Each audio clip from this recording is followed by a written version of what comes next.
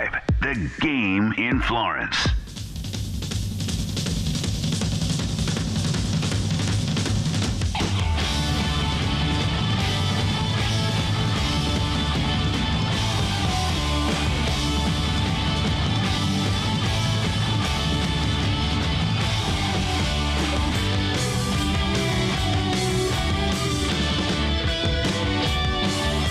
O'clock on this Wednesday afternoon. Welcome aboard the Postgame Show alongside Elijah Campbell. I'm Jay Phillips. Thank you so much for being with us. Lots to get to around Carolina football today.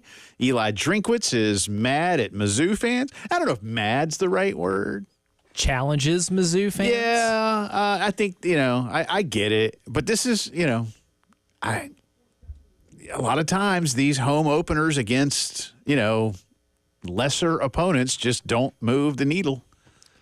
Especially on a Thursday night. It's weird. Thursday night college football games are weird.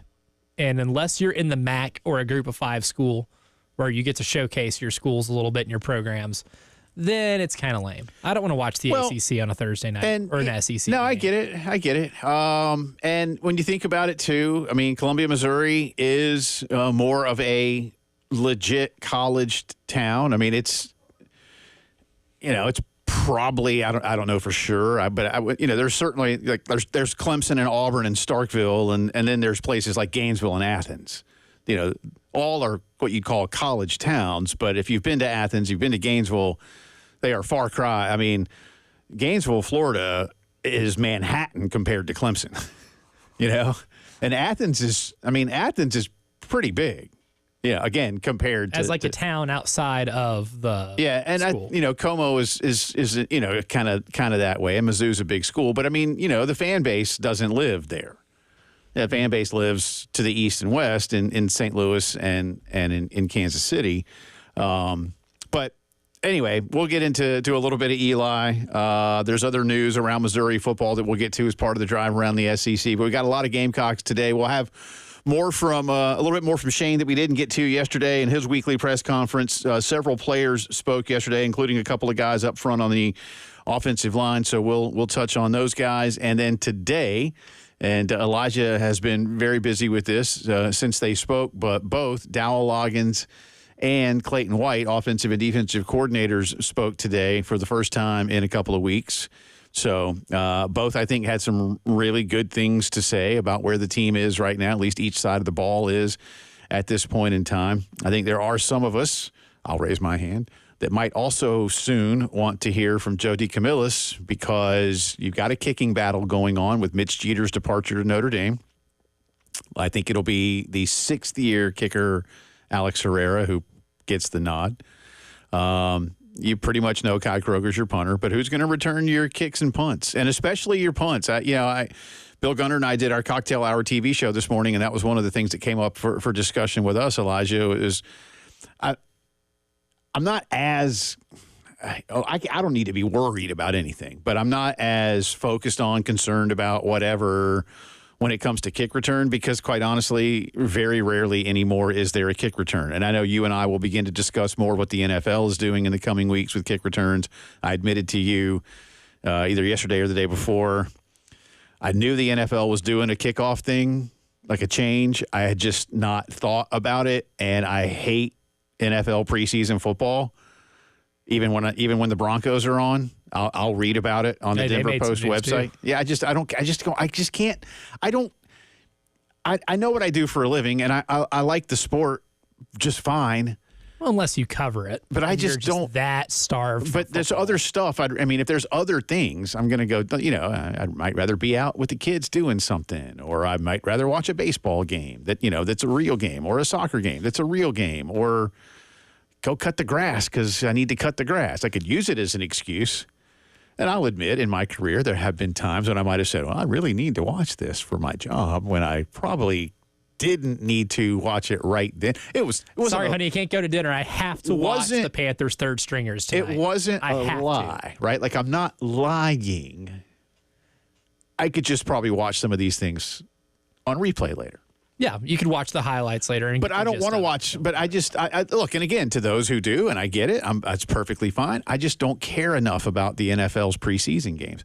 if college football had preseason, I would certainly want to watch more of that live. That would definitely be our jobs. Yeah. That falls in that category. Yeah, I mean, I would, and by the way, we didn't mention this the other day. I guess it was Saturday when Shane spoke, right? That he said, I'm going to get back on my soapbox. We don't have a preseason game. And I was like, yes, do it, coach. I want to get up there and get all charged up for him. When he said that, I was afraid you were going to hear it and then run, like by foot over to the facility and give him a soapbox. Well, and one to him. Unfortunately for you, then, in that respect, I did not watch Shane's press conference until Sunday because I was in Asheville, North Carolina, Saturday night.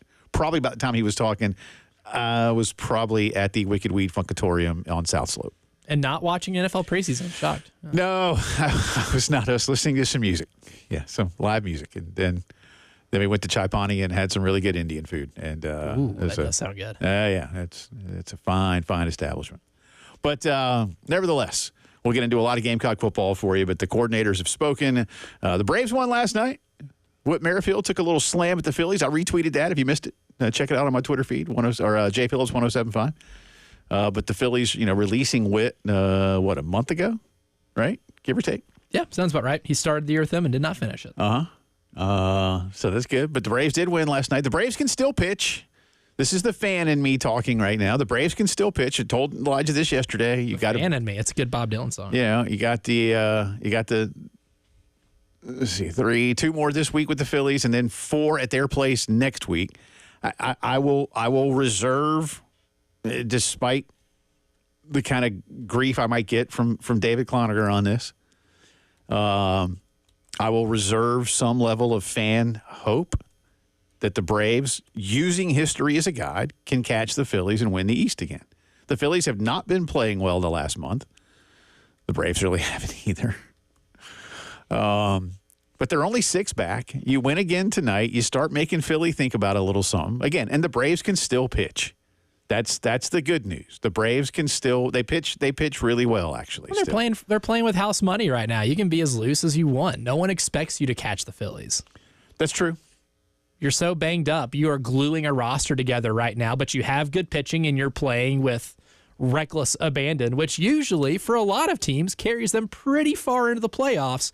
Just ask the Arizona Diamondbacks. Nobody expected them to make a run, but they had really good starting pitching to compete with anybody when they got to October, and they were able to win some rock fights if they need to. Do I, as a fan, and any of you that are Braves fans, put yourself in the same position? Do you, knowing what you know of this team and what it's been through all season long, should the Braves just make the playoffs, do you go like, yay? Or because it's the Braves, is advancement in some form still, because you hadn't advanced the last couple of years, right? True. I mean, stupid Phillies. You need, I don't know. I don't know yet. I guess ask me in 6 weeks or so, but I feel like with all they've been through, making the playoffs is a thing. But, then what? But again, they can pitch. And I tell you, if I'm an opponent and I know that the Braves can send in, I guess, this order, Sale, Fried, Lopez, and Morton against me. You're not counting them out. No, you can't count them out. I mean, you can't count them out at all. You'd love to have Strider in there because then Charlie would be your 5th, and that'd be a nice. Well, you could pitch Charlie long relief at that point. You could in shorter series. And heck, you might still be able to do that if it's a wild card round, right? You might be able to use Charlie like that. I don't know if Charlie likes that. I know pitchers are creatures of habit, man. So coming out of the pen. It works every once in a while, like Bumgarner did it for San Francisco. That helped a few years ago. Yeah, you can be a creature of habit, but sometimes your circumstances won't allow you to live your normal habits. Yeah, sometimes you got to adjust. I remember when it backfired when David Price was pitching for Vanderbilt and Tim Corbin put him in a game, in a playoff game, a tournament game. Supposed to say a tournament game. And he didn't do well. That'd be the Super Regional against Michigan, I believe. Where they got upset in the summer of 2007. I just remember I was watching it in the press box at Old Sarge Fry. So I want to say maybe, does 2007 sound right? Because I was at a summer camp and there were no TVs, but I was keeping up with that series by way of the Tennessean. that was delivered to the camp. Nice. And I was very invested in that series. Nice. That's very old school. That's the most old school I've ever been with my sports fandom. But, again, good win for Atlanta last night. And speaking of my Broncos, not that any of y'all care about my Denver Broncos, but Bo Nix has been named QB1. I will not, I'm not getting excited. Yeah, you're lying, Jay Phillips. Look at your face. No, For those watching the YouTube, look at us. There's a smile on his face. The smile is stretching coast to coast. He has got Bo Nix fever. Unless Bo Nix got it. Unless Bo Nix is code for years 3 through 10 John Elway, then I'm not excited. I mean, he's the first rookie quarterback the Broncos have played since someone whose name may or may not be John Elway in 1983. I'm just going to say it like this. John Elway ain't walking through that door. He's not. Yeah. But Bo Nix, first rookie quarterback, maybe the oldest rookie quarterback in the history of the NFL. I did watch. Named Brandon Weeden. I did watch that touchdown replay the other day, and everybody was all excited about it because he threaded the needle from about 8 yards out, and it was a nice pass. And I'm like, it's preseason, man. It's preseason. I'm not getting excited. I detect a little excitement. I did. I detect a little. I'm sorry. If you did, I really think it's more me attempting to appease myself with some form of positivity. Well, because he's not Trevor Siemian. So congratulations. You have your There's quarterback. That, sure. He's not Paxton Lynch. Congratulations. I still... Brock Osweiler. He's not any of these Osweiler, guys. at least, I thought had a nice opportunity. Paxton Lynch, I never understood. He was just big. I was like, what are y'all seeing? Find you someone who loves you. This is advice to everybody in your dating life. Find someone who loves you the way early 2000s and 2010s NFL GMs loved really big immobile quarterbacks. Yeah. And then you'll be happy for the rest of your life. Because, how many of them panned out? Good Lord, not many. Brandon Weeden. Didn't pan out. Paxton Lynch. I can name so many guys. Christian Ponder. Big, immobile dudes with strong arms. I don't want to count. I guess we don't quite count Roethlisberger in that same camp, do we? No. Because he's one of those that panned out. Yeah. And I wouldn't, immobile in the sense that he was not a runner, but his ability to extend a pocket. Plays, yeah. You couldn't bring him down, man. Ben Roethlisberger is a very large human being. Like Paxton Lynch had cinder blocks for feet. Yeah, he just couldn't move. Yeah. He was terrible. Bless his heart. I hate doing that to people, but he was terrible. And it wasn't because Denver didn't have stuff around him, man. He was terrible. The offense is crazy. Yeah, no, it wasn't good. All right. Anyway, we got a lot of Gamecock stuff to get to. So we'll hear from some players, but we're going to start with Dow Loggins on the other side of the break. Let's do it. Also, our buddy Jack Veltri was on hand today, and Jack will be with us coming up inside of 20 minutes with his thoughts on what he heard from both coordinators and what he heard yesterday from Shane and the players. So plenty to do. You can be a part of it, 803-404-6100 to join us on the phone line or the Firehouse Subs text line. It's the Wednesday postgame show.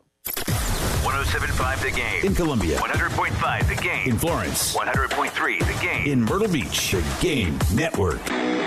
Sibs and Sounds, Saturday, September 28th at the Carolina Haven. It's the only craft beer, wine, and spirits tasting event that is indoors under the cool AC. Over 40 brands of local, regional, and national craft beers, wine, seltzers. Live music by Ken and Drew of Sister Hazel, Dazer, and the Donovan Twins. Get your early bird unlimited tasting wristbands starting at just $35 at sibsandsoundscola.com. sibsandsoundscola.com. 107.5 The Game. Broadcasting live from the Herndon Chevrolet Studios. Take up to $20,000 off new Silverados. Stop by or shop online today and see why Herndon Chevrolet makes you smile. Together, let's drive. Carolina Honda Powerhouse is your local Honda ATV, side-by-side, and motorcycle superstore. Hunters, now's the time to upgrade to a new Honda ATV or side-by-side and get free gear. Right now, buy a Honda Pioneer 700 or 1000 side-by-side and get a free top and windshield. Need an ATV? Get a free winch with the purchase of a new full-size Honda ATV. On-road or off-road, all roads lead to Carolina Honda Powerhouse. Exit 70 off I-20 and turn by the Flying J. CarolinaHonda.com. There's never been a more affordable way to get on the water than during the inventory clearance sale at Mid-Carolina Marine. Get the boat of your dreams and cruise away with unbeatable savings on center consoles, bay boats, pontoons, deck boats, and more. Special rock bottom pricing on remaining Stingray boats and Berkshire pontoons. Create lifelong memories with these affordable boats, perfectly designed for family fun and excitement. Make this the year you finally get on the water. 718 Sunset Boulevard in West Columbia, or visit midcarolinamarine.com. Deep in the heart of racing country lies a track too tough to tame. The perfect setting for the late season drama of the Southern 500. Outside lane gets the launch. One last chance to make a playoff push. One last chance to catch regular season racing. All clear, all clear. One last chance to plan a Labor Day weekend worth bragging about. Southern 500, baby. NASCAR weekend at Darlington Raceway, August 31st and September 1st. Get your tickets now at darlingtonraceway.com. Do you like to play golf? Are you passionate about helping others? Then join us at our 16th annual Oliver Gospels Charity Classic, where all proceeds support the care of men, women, and children at Oliver Gospel and Toby's Place. Assemble your team and help us golf for good on October 7th at Fort Jackson Golf Club. Go online to olivergospel.org/golf tournament to sponsor or sign up today for the tournament. Honey, look, the hookers. They've moved off the highway and now they're all over the parking lot. What are all those Schroeder's towing trucks doing in that parking lot, though? Must be towing all those unauthorized cars parked in the lot. Good thing the business owner called Schroeder's Towing to keep their parking lot clear for just their customers. Didn't those cars see the free signage that Schroeder's provides to business owners to deter unauthorized parking? I guess not. Schroeder's Towing, the best and fastest hookers in town. Powered by Integrated Media, The Game TV. Sponsored by Shepherd's Glass, a true reflection of quality. The Game TV. Sponsored by Shepherd's Glass. We are so excited. Sound and Images has upgraded to a phenomenal facility at 807 Bluff Road, right there across the street from our friends at the State Fair. We have new upgraded facilities, video conferencing room experience that will seat up to 35 people depending on configuration. We also have meeting space and venue space on property to offer our partners at Sound and Images. Please contact Sound and Images at soundandimages.net, your commercial AV installation and live event production specialists. This year, Roy and Dana Finley are shaking things up at AAA Heating and Air. For the next 12 months, they're telling their customers no. Get a new system purchase with no payments and no interest until 2025. And don't forget their 15-year parts and labor warranty, $1,500 old system buyback, and guaranteed financing. So do what I did. Call AAA Heating and Air for your free estimate today and tell them Jay Phillips sent you. AAA Air when you need us. AAA Heating and Air. Got something to say? Ring us up on the Love Chevy phone line at 803-404-6100. 107.5 The Game in Columbia. 100.5 The Game in Florence. 100.3 The Game in Myrtle Beach. The Game Network.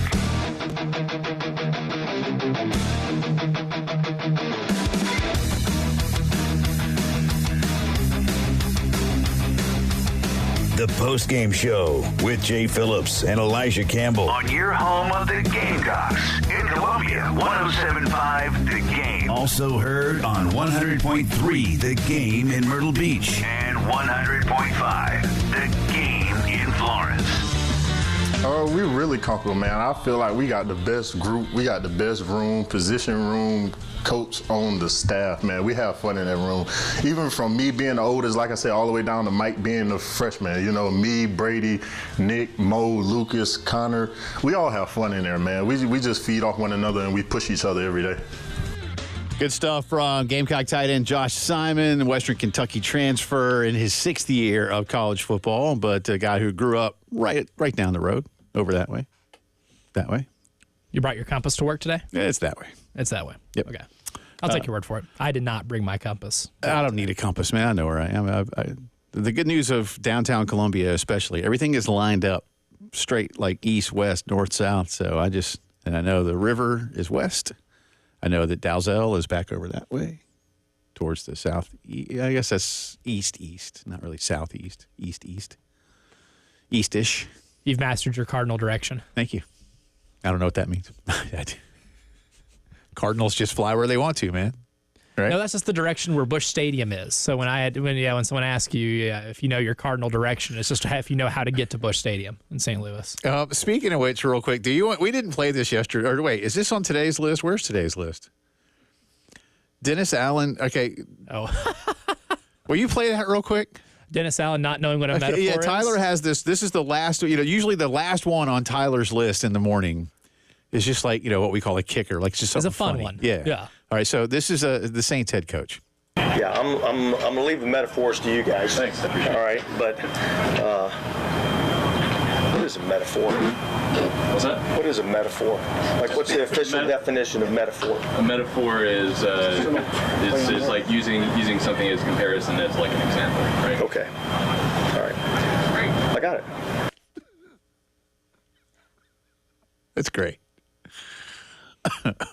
I can't stand him. If Sean Payton in his heyday had said he didn't know what a metaphor was, you would think it was. This is kind of like a Nuke LaLoosh thing in Bull Durham, right? Like you can't have like mold on your shower shoes as a rookie, right? But if you're a really good pitcher and you have mold on your shower shoes, then you're colorful. That's what you're Crash. eccentric. That's what Crash was telling Nuke. If Dennis Allen were winning more the way Saint fans had become accustomed to routine playoff appearances under Coach Payton, it would be okay that he may not know what a metaphor is. Or even when we were taught as youngsters, the difference in a metaphor and a simile, because simile uses like or as. Mm-hmm. That easy. You never forget that. No, you don't. But you know what? But clearly Dennis Allen was just either not paying attention that day in English class or just was never taught it. I don't know where Dennis Allen. He was probably daydreaming. Where did Dennis Allen grow up? Who do we blame for Dennis Allen not knowing this before like age 12? We're about to find out because now I need another avenue for my anger for the New Orleans Saints football season. I need more avenues than just Dennis Allen himself. Dennis Allen's lack of grammar knowledge. His lack of grammar knowledge, his lack of continuing any type of, momentum that a franchise had. Yeah. But anyway, that was a good cut from Josh Simon, and having fun in the room, and it's great to have a guy like Sean Elliott coming back and helping out with this whole offense. What Dowell wants to do with some of these tight ends. I mean, Hurst, Texas. Where? Hurst, Texas. LD Bell High School. Okay, they'll be getting a letter from me. Hurst, I don't know, metro area, or is that out by itself somewhere? Glad you asked. Hurst is in Tarrant County. Is part of the Dallas-Fort Worth metropolitan area. Okay, so Dallas. All right. Well, I like how he paused. What is a metaphor? I wonder if he had been asked, would he just say, I don't know, or would he have at least gone, isn't a metaphor like when you make an example of something? Like would he have gone back into the well and figured out? Maybe, yeah. He probably has a hard time based off, using history as my guide here. Uh-huh. I'm sure he's probably sat in meetings and said, what is clock management? I'm never going to forgive him for that Monday Night Football loss against Tampa Bay 2 years ago. Never going to forgive him. That game was over. How much of a difference did it make in the season? It kept them out of the playoffs. Okay. That single-handedly kept them out of the playoffs and gave the division to Tom Brady and the Buccaneers on a silver platter. Tommy. And then, of course, you get to go on Twitter, and everyone's just drooling about how great Tom Brady is, as if Dennis Allen didn't completely drool all over himself for the last quarter of that game and forget how timeouts worked. That's unfortunate. Yeah, it was brutal. Let's go to cut number 6 on your list, please, sir. Your new Dowell Loggins list. That's why I wanted to let you hear from Josh Simon there. Dowell today was asked about what kind of emphasis he, as a coordinator and play caller, is placing on the tight ends. Well, we're second in the conference last year in the passing game behind Georgia. Had a guy who was pretty good. So you talk about what Trey Knox and Josh Simon did last year is pretty dang good. It's always something that we believed in going back to my NFL days when you got Delaney Walker but some of these guys, like Jared Cook, that we've coached in the past, I think it is important. I think that the really good teams can control the middle of the field, and you do that with your running backs, your tight ends, controlling the middle of the field. People want to try to play middle field open, in those things. Like you have to be able to cover in between those divides, in between, and handle that and let the wide receivers control the outside half. So it's always going to be a position of importance to us, and they always change now. Trey was a different guy than Josh is, and Josh and Brady are completely different. So the role changes, but the importance of the role is very important and will always be here as long as I'm here. And it's a deep room. You heard the clip from Josh. I mean, 1, 2, 3, 4, 5, 6, 7, 8 tight ends. Obviously, all of them won't play. I know Elksness has been a little bit banged up, the Florida transfer. But Mo Brown is getting a lot of love of late in his second year. We'll hear later on some of the things that Coach Loggins had to say about Michael Smith, who is earning some very early rave reviews. Again, Josh Simon is a guy that has already proven himself. Brady Hunt is a guy they're really high on coming in from the MAC. So it's an important position in what they want to do. I'm just, again, curious, anxious, wondering, whatever the words might be, about how different, I guess, this offense is going to look. I don't this. It's not wholesale change, right? I mean, it's going to take a lot of the elements that were there, and you basically just adjust your plays according to the fact that you've got a quarterback and his backup who are very mobile quarterbacks relative to what you wanted to do in terms of getting the ball out of Spencer Rattler's hands. So I don't think it's not a massive change, right? I mean, but it is going to be very different. But I like what Dowell said there about, controlling the middle of the field. I think, I don't know, and we've heard it from others too, and we'll ask Jack in a minute as well, but I feel like, Elijah, from what, the returns we get, that you're going to see a lot of 2 tight end sets for this ball club because that can let you do a lot of different things. A whole lot of 12 personnel. Yeah. And he alluded to it in that clip too. I mean, throughout his entire career, UNU's history as a guide, I mean, this is the guy, whenever he was the offensive coordinator for the Tennessee Titans,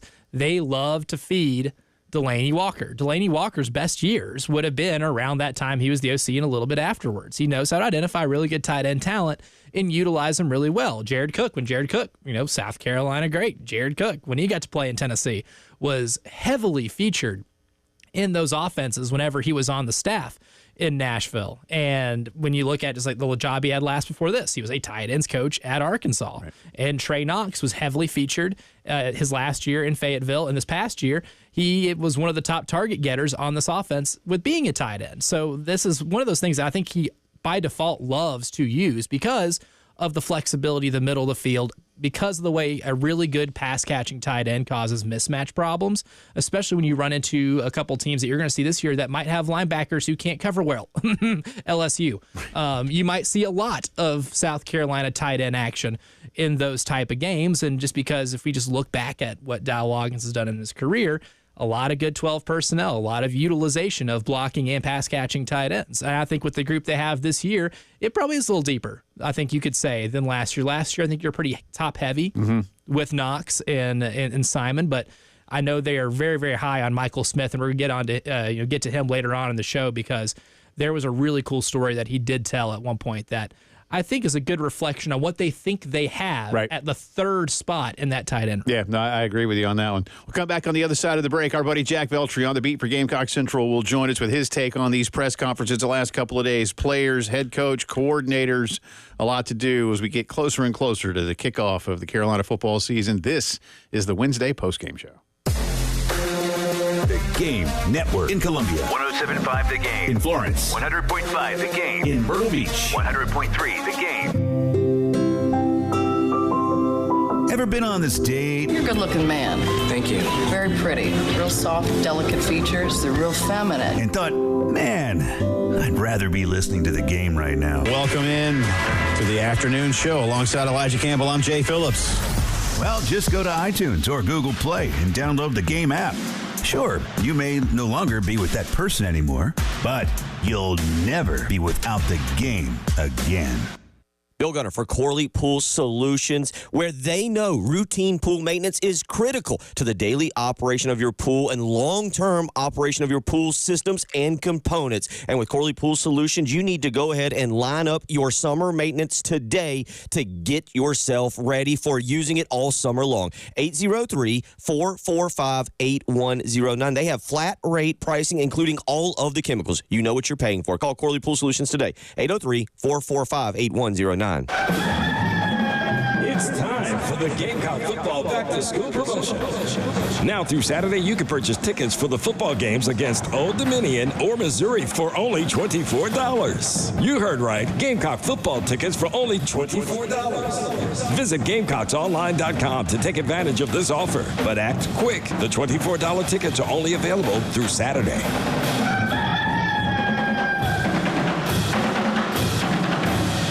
Hilton Garden Inn, downtown Columbia, and Gamecock football go hand in hand for the ultimate fan experience. Located in the heart of the city, their prime location offers easy access to all the action on game day. With home dates available for exciting matchups against Old Dominion, LSU, Ole Miss, Wofford, Missouri, and Texas A&M, there's no better place to stay for Gamecock football season. Book your room now by calling 803-227-3400 and let them take care of the rest. Enjoy comfort, convenience, and hospitality at Hilton Garden Inn, Columbia, downtown. When someone first comes in and you see that discouragement on their face, they've tried so many different products, but nothing seemed to work for them. I'm able to take that and turn it into hope. You're listening to Mallory, an arch support specialist at the Good Feet store. They try the arch supports. You see their face brighten up from feeling discouraged to being happy and hopeful again. You're helping people. We're able to take them from the pain to the possibilities. Try them for yourself with a free fitting at the Good Feet store. The Good Feet store. Call 1-800-NEW-FEET or visit goodfeet.com. Hi, Jen here.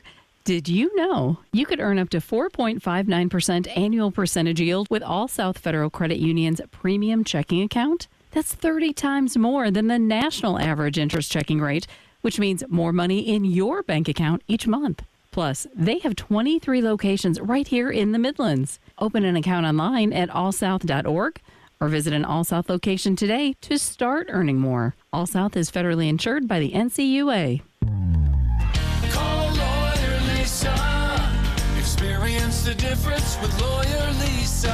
Hi, this is Lisa Hostetler-Brown. If you or a loved one are over 65 and haven't completed a long-term care planning consultation, now is the time. Did you know that if you aren't able to afford the high cost of skilled care, your assets can be rapidly depleted to only $2,000 unless you plan 5 years in advance? Visit lawyerlisa.com to see how we can help. 7511 St. Andrews Road, Irmo, South Carolina. Fall is just around the corner. That means phenomenal weather and getting out to your favorite golf course here in the Midlands. Charwood Golf Club, where Rock and Daniel Lucas have an incredible layout and create a fun, relaxed environment each time you head out to the course. So give them a phone call today and line up that tee time, 803-755-2000. Again, that's 803-755-2000. Go find out about one of the Midlands' hidden golf gyms. That's Charwood Golf Club. Get out there today and schedule an appointment, 803-755-2000. Quietest dishwasher in the land. Like a Bosch. Dishes drier than the desert sand. Like a Bosch.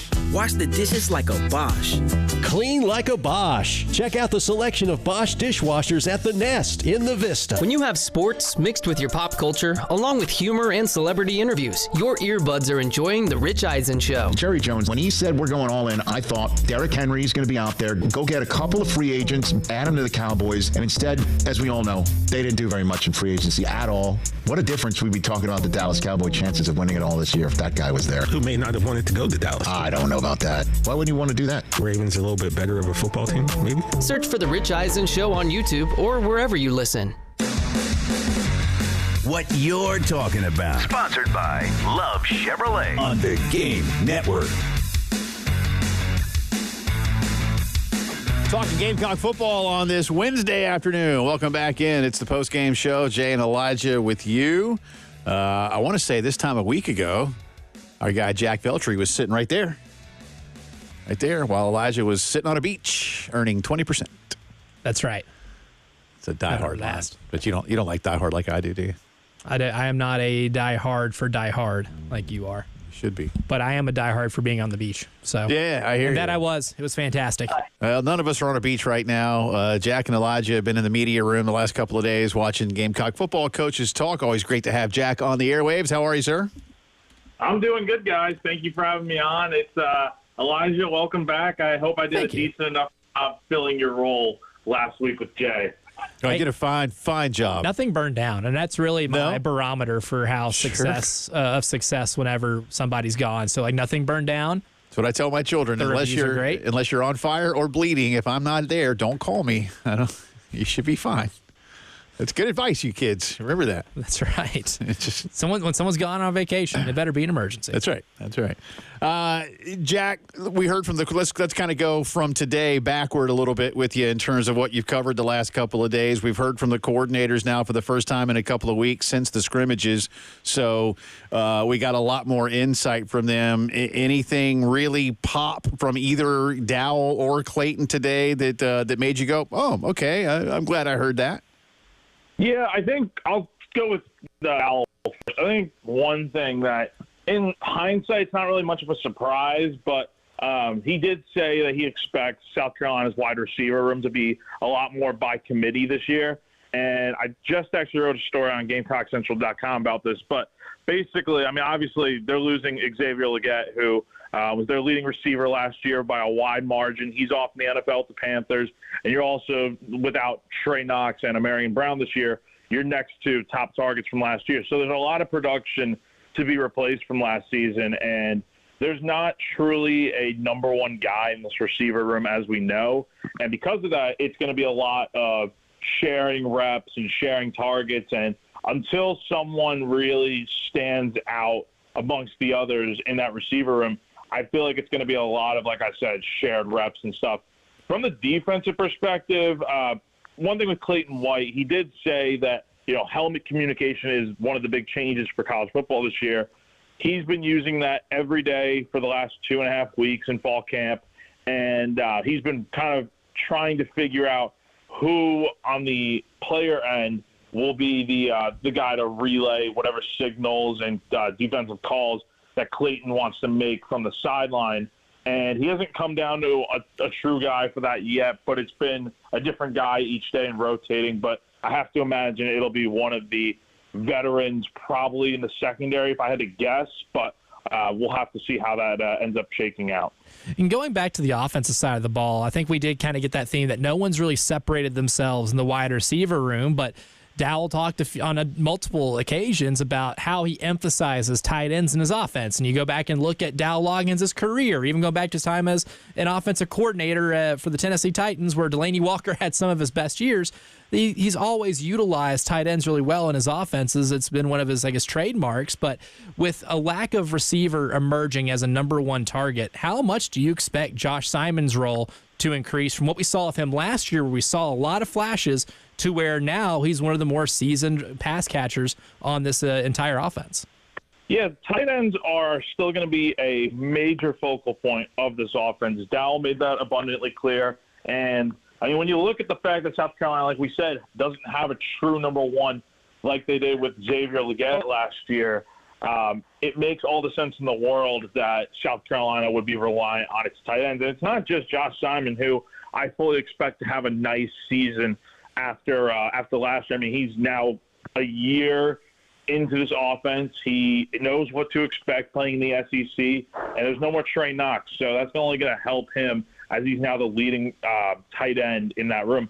But, yeah, I definitely do expect him to be more involved, but also look for guys like Brady Hunt and another guy that was asked about today, freshman Michael Smith, to be those guys that make an impact in that room.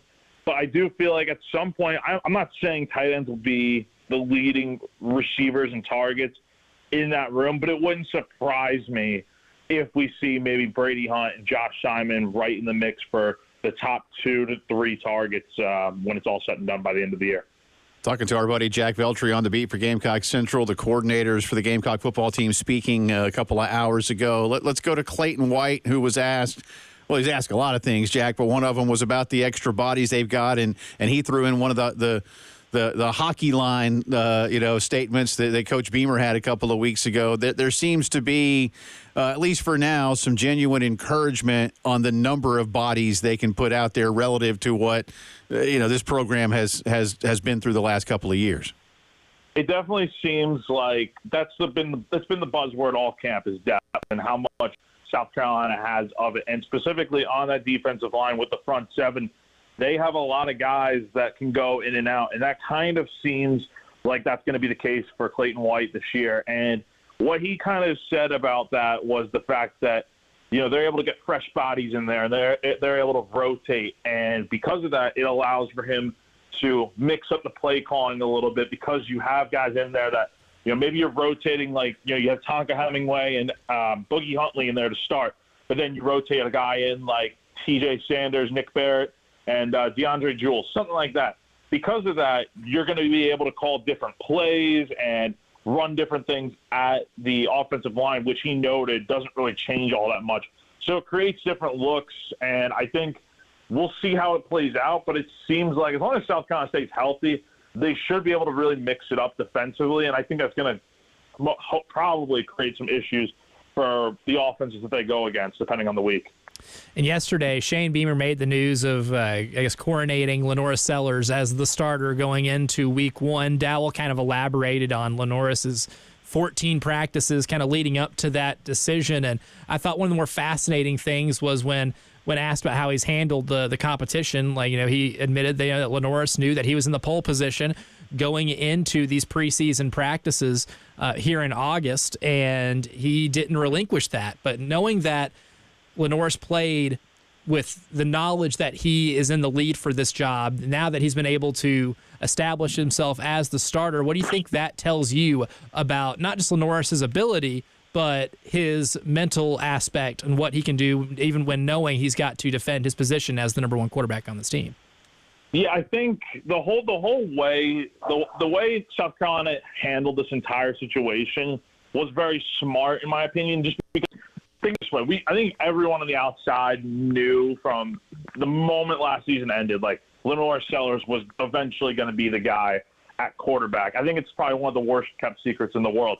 However, looking at it from the perspective of the team, they were much smarter about this in terms of not promising him the job right away, giving that to him. I think just think about how much different things might be heading into the season if he was just given the job right away and there was no competition. I think the fact that he's been able to go through a whole summer and fall camp of not knowing for sure whether he was going to have the job or not and having to work for it really laid the foundation for what could be a really good season for him. And I think he's had to really work hard for what he's getting here, and in the process continuing to earn the trust and respect of his coaches and teammates, and really showing that, hey, I can be this guy for this team after Rattler. And I mean, I think it's going to be a different looking offense this year with him under center. I mean, he provides a different look, and the fact that Shane's alluded to it, he can go out there and get those extra yards that maybe Spencer Rattler couldn't,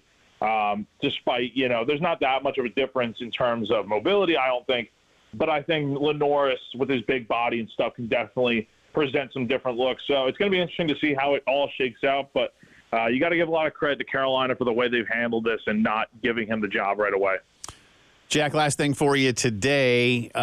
We've still got a few days of practice this week, weekend off, and obviously game week next week. What's the biggest question left to be answered before Carolina plays for real?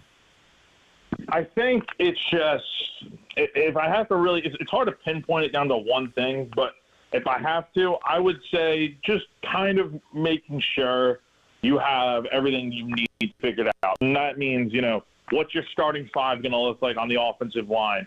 Who are you confident in with your receivers? I think figuring out who Shane talked about wanting to bring potentially 9 guys for the travel roster from the receiver room. Who are those 9 guys going to look like? Who maybe doesn't make the cut there? And then also, he mentioned Emory Floyd is a little banged up. How does that play into who's going to be opposite of O'Donnell Fortune in the DB room? So I know it's not just one specific thing I'm talking about, but those are probably some of the few things I would probably be checking off my box over the next week. And, once the depth chart comes out on Monday or whenever it does come out next week, we'll have a real clear-cut answer as to what this team could really look like for Week 1 against Old Dominion. I don't really care about depth charts. I'm kidding. Shane made sure he thought it was us. I'm like, man, it ain't just us. It's everybody. Yeah, there's 70,000 plus of those fans that'll be in there that want to know too. That are starving. Yeah, they need that depth. We all need the depth chart. Jack, great stuff as always, buddy. Appreciate you. We'll do it again real soon. Yeah, appreciate it, guys. Have a good one. That's our buddy Jack Veltri, Gamecock Central beat writer, GamecockCentral.com. Jack T. Veltri to follow along on the Twitters. More from the coaches, the players, a lot of Gamecock football to discuss as the postgame show rolls on. Dying of depth chart thirst. From the Midlands to the PD to the beach. The Game Network.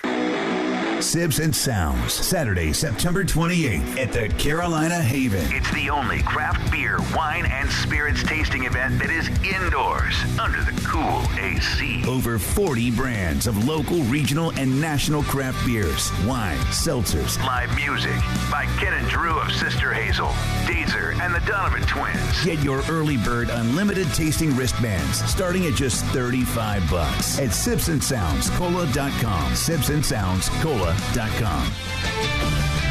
This is Jim Rome with a Sports Minute, sponsored by Wrangler. It's Wrangler season out there. Open roads, endless horizons. Shop Wrangler.com for new denim styles. I want to finish a thought that I started earlier this morning when I was talking about Brian Flores and how he responded to Tua. And I thought that he responded about as well as he could, short of saying, I'm sorry, which he did not say. But he did seem genuine and that he wanted to use that as a growth opportunity. I'm Jim Rome.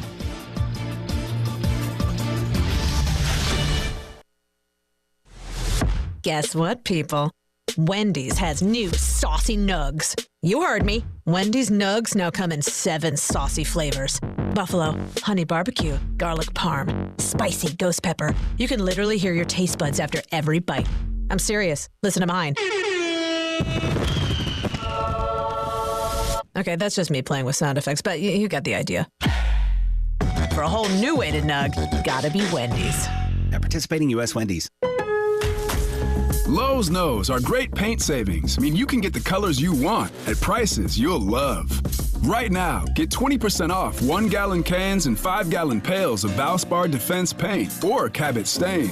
Shop now because it's the perfect time to maintain your deck and paint your outdoor spaces. Visit us in-store or online today because Lowe's knows home improvement. Valid through 8/21. Selection varies by location. See store at Lowe's.com for details.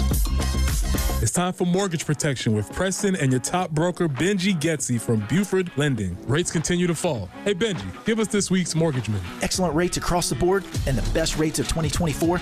Now is the time to purchase or refinance. VA 30-year purchase 5.7%. VA refinance 5.5% with no income, no appraisal. FHA 100% USDA 5.8%, APR 6.0, and the 30-year conventional lowest of 2024 5.99, APR 6.3. Investor loans, fix and flip, DSCR and second home 7.6%, APR 8.0. And don't forget our first-time home buyer incentive, 100% financing with up to $15,000 in down payment assistance. So shop and lock your rate with Buford Lending today. We want to be your broker. Rate subject to change, equal housing lender, credit restrictions apply, NMLS 1703543. For more information on how Benji and his team at Buford Lending can help you, visit them online at buford.mortgage or call 843-524-2404. O'Reilly. Don't miss out on summer brake deals at O'Reilly Auto Parts. Right now, get 15% off a set of BrakeBest Select, Select Pro, or Import Direct brake pads and 2 rotors. Restore quality braking and improve stopping performance with parts and advice from the professional parts people. Save money now when you visit O'Reilly Auto Parts or O'ReillyAuto.com. O'Reilly Auto Parts. Summer's just getting started, so fill your cooler with the smooth and refreshing taste of Twisted Tea Hard Iced Tea. It tastes like real iced tea because it's made with real brewed tea. And with a 5% kick of alcohol, Twisted Tea is perfect for the beach, the lake, or wherever you're hanging out and day drinking with your friends. Look for the bright yellow cans. Twisted Tea Hard Iced Tea. Keep it twisted. Twisted Tea Brewing Company, Cincinnati, Ohio. Please drink responsibly.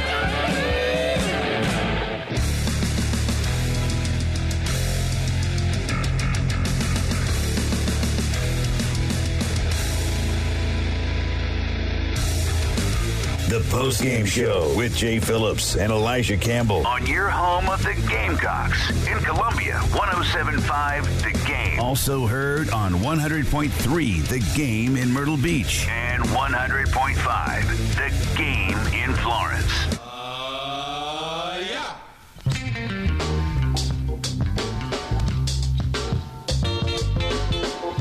Welcome back in. It's the Postgame Show. Jay and Elijah with you. Appreciate you being with us. Thanks again to Jack Veltri for joining us. If you just tuned in and missed it, Elijah will have that up on the podcast page for you, he tried to say in English.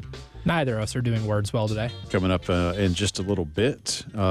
Shameless plug. Bill Gunner and I taped our latest version of the Cocktail Hour earlier today. You find that on Gamecocks Plus, along with the new Tailgate 547, they maybe want to call it. That's the Patrick DeMarco, Steven Garcia podcast.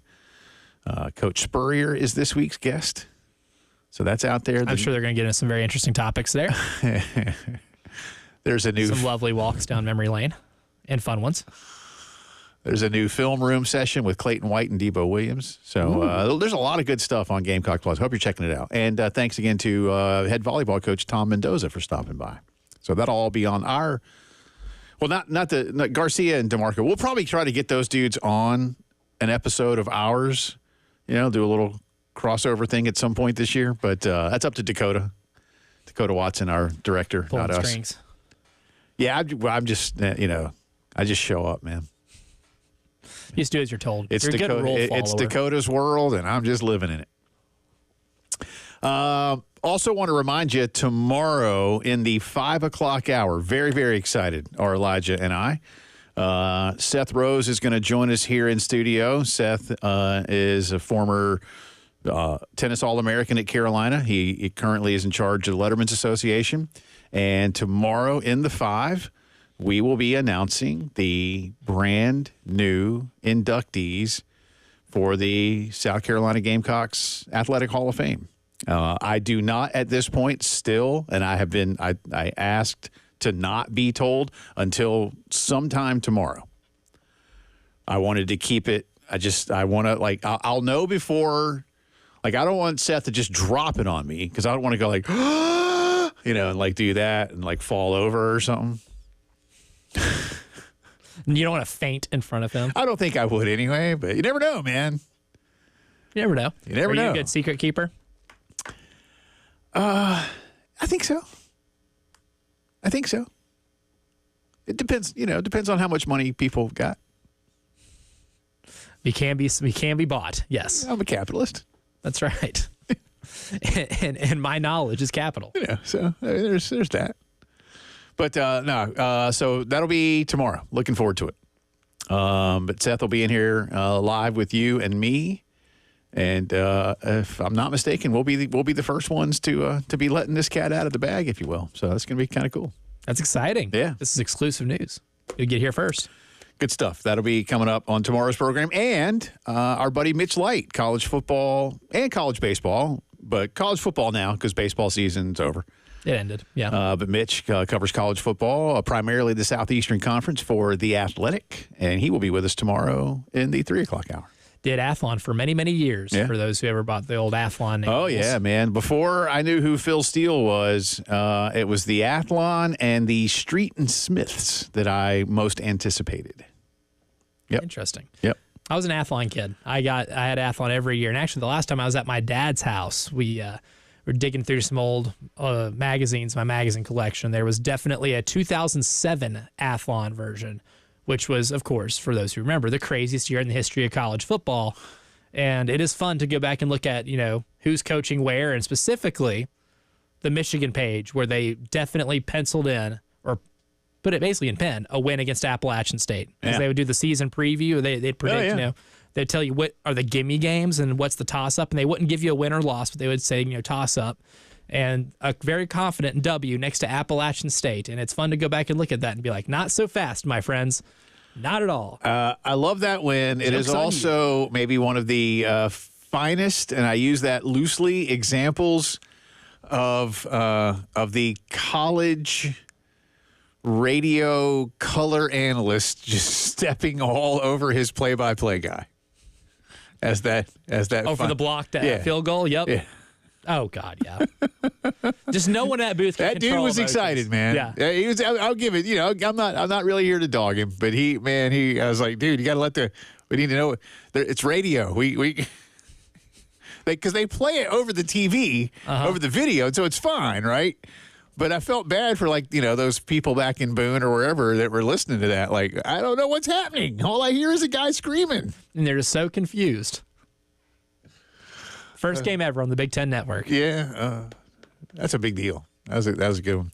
I remember, being shattered as maybe a 10 or 11-year-old after the first few Athlons or Street and Smiths that I got, because I was already into it. I knew what I was going to do.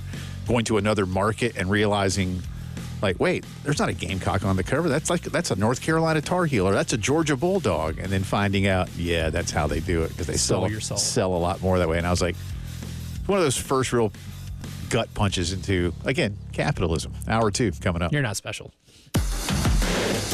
107.5 The Game. Broadcasting live from the Herndon Chevrolet Studios. Take up to $20,000 off new Silverados. Stop by or shop online today and see why Herndon Chevrolet makes you smile. Together, let's drive.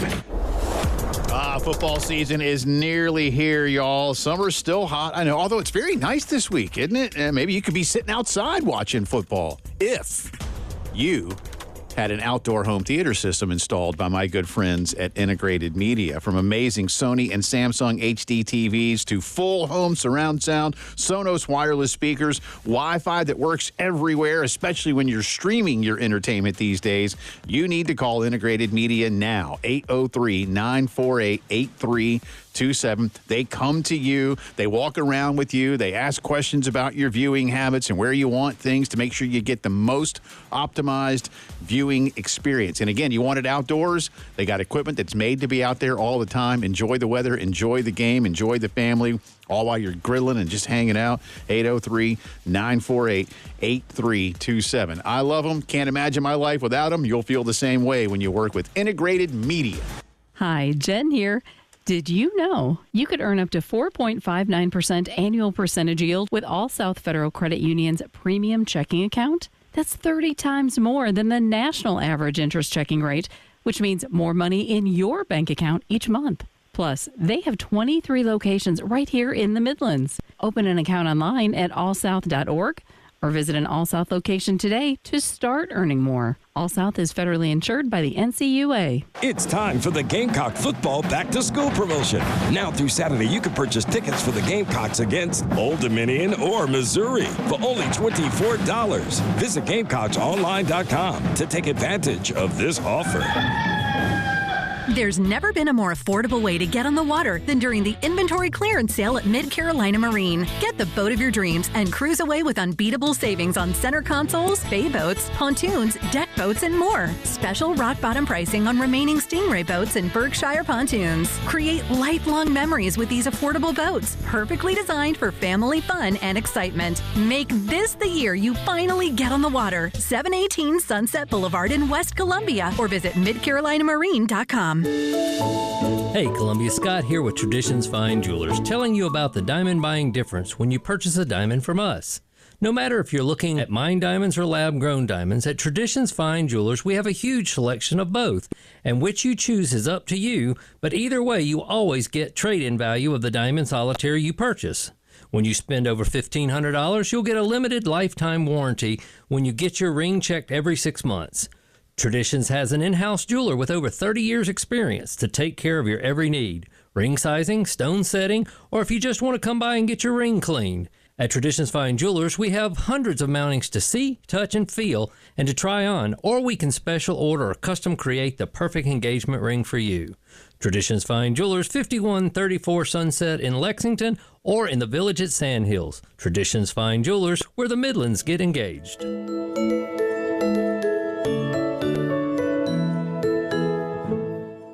take a moment and think of one thing that you really wanted to do recently, but you didn't because your foot, leg, or back pain got in the way. Hi, it's Dan from the Good Feet store, and that's why we're here, to help you get back out there. Good Feet arch supports from the Good Feet store are designed to alleviate foot, knee, hip, and back pain, plus provide improved balance, more comfort, and, well, a better life. Try them for yourself with a free arch support fitting at the Good Feet store. The Good Feet store. Call 1-800-NEW-FEET or visit goodfeet.com. 107.5 The Game football kickoff tournament is coming up Friday, August 23rd at Charwood Golf Club, where one lucky winner will receive season tickets to South Carolina home football games. Call Charwood to register your foursome. We'll see you August 23rd at Charwood.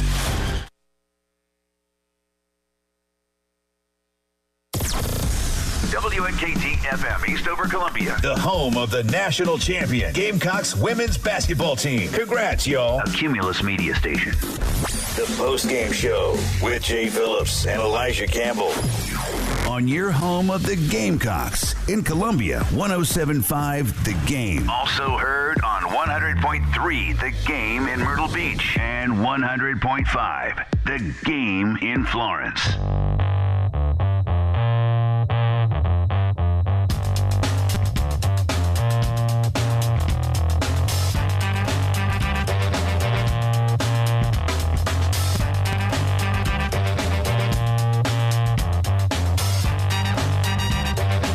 Welcome back in. Hour number 2 of the Postgame Show, coming at you from downtown Columbia's Herndon Chevy Studios. He is Elijah Campbell. I am Jay Phillips. You are you. Thank you for being with us. Thanks again to Jack Veltri for joining us in the last half hour, talking some Carolina football. We got a lot more to get to through the course of the afternoon. We've got sound from offensive lineman for Sean Lee and Torricelli Simpkins. We've got sound from Josh Simon. We've got sound from both coordinators who spoke today, Dowell Loggins, Clayton White, so plenty to get to. Got a little bit of Braves news to get to as well. I am now angry at Terry Ford because the Baltimore Orioles lost today to the New York Metropolitans. Come on, man. Orioles are in a little bit of a slide. Who's playing the best baseball right now? You know, I'll be perfectly honest. I keep up enough with like looking at standings every once in a while, but I freely admit that I only care about the Atlanta Braves. Royals are playing well. Okay. The Royals are playing a lot better. Okay. All right. Also, because they kicked the Reds can all over the place over the weekend. And they weren't close games. They were not close games either. No, I'm sorry. It was pretty gross. It was disgusting. They're 70-56. So. Did the Reds lose to the Marlins at home, including getting shut out once? They did lose 2 or 3 of them that very next week after the Braves did, yeah. So, sorry. Your problems are minimal to me, Jay Phillips. They're minimal. Are the Marlins the worst team in the National League? The Astros are 8-10 in the last, or 8-2 in the last 10. I don't like the Astros. They're in there. They've got a 5-game league now. They've kind of opened that up. What happened to Texas, man? Ugh. Yeah, they got their ring. That's it. They're hungover. Oh, that's cool. It's a classic hangover year. The Marlins are the worst team in the National League by about a game. Actually, it is one game. They are one game worse than Colorado. Tough. Who also beat the Braves a couple days ago. Colorado's pretty bad. How many Rockies players do you think you can name right now? Dante Bichette. I don't think he plays anymore. Larry Walker. I don't think he plays anymore. Todd Helton was good. Not walking through that door. No, none of them still play. No. Todd Helton's in the Hall of Fame. He is. How'd that happen? He's pretty good. Yeah, he was solid. Pretty good first baseman. Is Larry Walker's in the Hall of Fame, right? I think he is in the Hall of Fame. Very recently. I think it was in the last couple classes. Yeah. Actually. Michael is up next on the phone lines. Wants to talk a little Gamecock football on this Wednesday. Michael, how you doing, buddy? Welcome in. I'm good, guys. How are you? Doing all right. All right. That's good. I listen to y'all daily. Just want to say thank you for having me on, and I appreciate the discourse about Carolina football. All right. Right back at you. But the question I kind of had toward y'all guys, I want to get y'all opinion on is, what do you think South Carolina's ceiling is this year if the O-line is just average? You know, I'm not asking for the O-line to be elite or a top 3 or a top 5 O-line in the SEC, just average, because, you know, it seems like ever since Shane Beamer's been here, we've had an issue with the O-line. And if the O-line was just better, I feel like we could have even been better the past couple of seasons, especially last year. And when you're looking at this South Carolina team, you should have a pretty good, consistent defense. And now you have a quarterback that can throw, but is also a legitimate running threat. So I'm just wondering, because now also you have Rocket Sanders, who, if he's healthy, should be an all-SEC back. So if the O-line is just average, what do you think the South Carolina ceiling is this year? All right. That's a fair question, man. Good stuff, Michael. Thank you. Yeah. And thank you for listening every day. We appreciate you. First, let me say this. There's no doubt in my mind that that Shane and his recruiting acumen have zeroed in on the fact that they needed more offensive linemen. Better offensive linemen too, more of them, and again, more good players. That's something y'all hear me say a lot religiously. Because it's true. I mean, it's college athletics. That's how you get better. That's it. I mean, you can have the greatest coach in the world. I've said before, I kid, but you give Nick Saban a bunch of dudes that look like me, and he ain't winning a bunch of titles. Nope. And I'm not saying that if you give me a bunch of Nick Saban's players, I win the same amount of titles. But I got a lot better odds of just looking at a bunch of 4 and 5 stars and going, hey, go. Figure it out. And winning some games than the other way around. And I say that to make my point. They understand, Michael, absolutely, that they've got to get better up front. And I think last year they thought they had, and then injury after injury and shifting guys around and maybe guys that were not prepared for what they were going up against on the other side against a bunch of grown men playing defensive line. You need to, first and foremost, figure out why that happened, and they've addressed that. And they did bring in some good talent on the line this year. So then you ask, all right, if they're just average, and I don't know, Elijah, you may have some of these things in front of you right this second. I do not. What the PFF numbers may have said about South Carolina's offensive line performance last year, I would imagine that it was very near the bottom of the Southeastern Conference when you consider, like Spencer was sacked 40 times. How often was he under duress? Carolina really didn't run the ball effectively enough last year. If they're just average, and I look at this schedule, I think, I really do think they can win 8 games.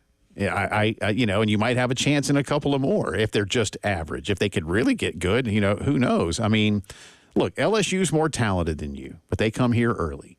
Ole Miss is more talented than you, but what is Ole Miss thinking of themselves by the first week of October? Texas A&M comes in here. Yeah, they're more talented than you, but I think you can beat them. Missouri comes in here.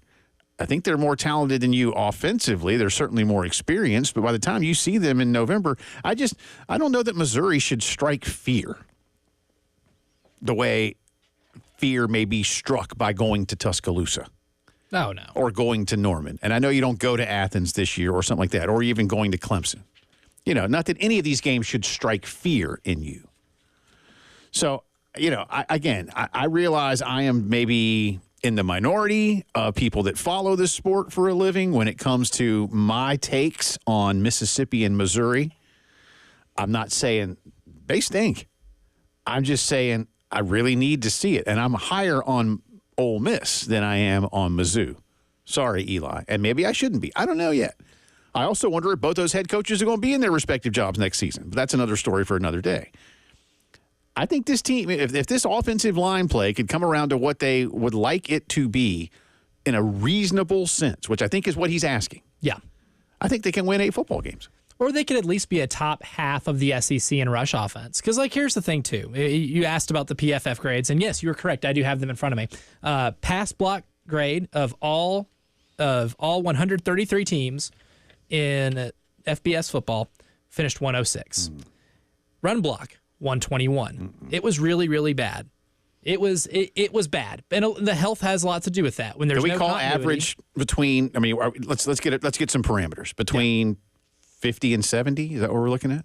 50 and 70. I mean, even then, if you just want to talk about being good enough to win. That'd be a heck of an games. improvement. Yeah, it'd be a heck of an improvement. But would that heck of an improvement still lead to 8 games? It's tough. It's hard to. It's hard. Yeah, I don't know. Because it also depends on who steps up too. Because like if you look at it, even when if this unit stays healthy all year, so we're going to operate under that assumption. An assumption we know is probably not going to be true because this is football and stuff happens. But let's just say Josiah Thompson takes a while, like he starts. And it might take a little bit before he ends up in his groove. He has like a Caden Proctor experience. Because Caden Proctor, all-American high school player, blue chip recruit, comes to Alabama and stinks the first 4 or 5 weeks of the year. And by the time the end of the year rolls around, he's one of the best offensive linemen in the country. That's normal. That type of stuff happens, even if you are very large and immensely talented. Right. So we can even assume that happens. And it takes a while for him to get better. Let's say, Tree Babalade and Trovon Ball, as much as they made strides towards the end of the year, they don't call it a sophomore slump, without a reason. Sometimes people go in the sophomore year and they might slump. If we're talking worst case scenarios, those two things are happening and you're not staying completely healthy. And Vershawn Lee is having to do a lot more heavy lifting, kind of like what he did last year. And if injuries are a factor, he might have to do it at different roles on the offensive line.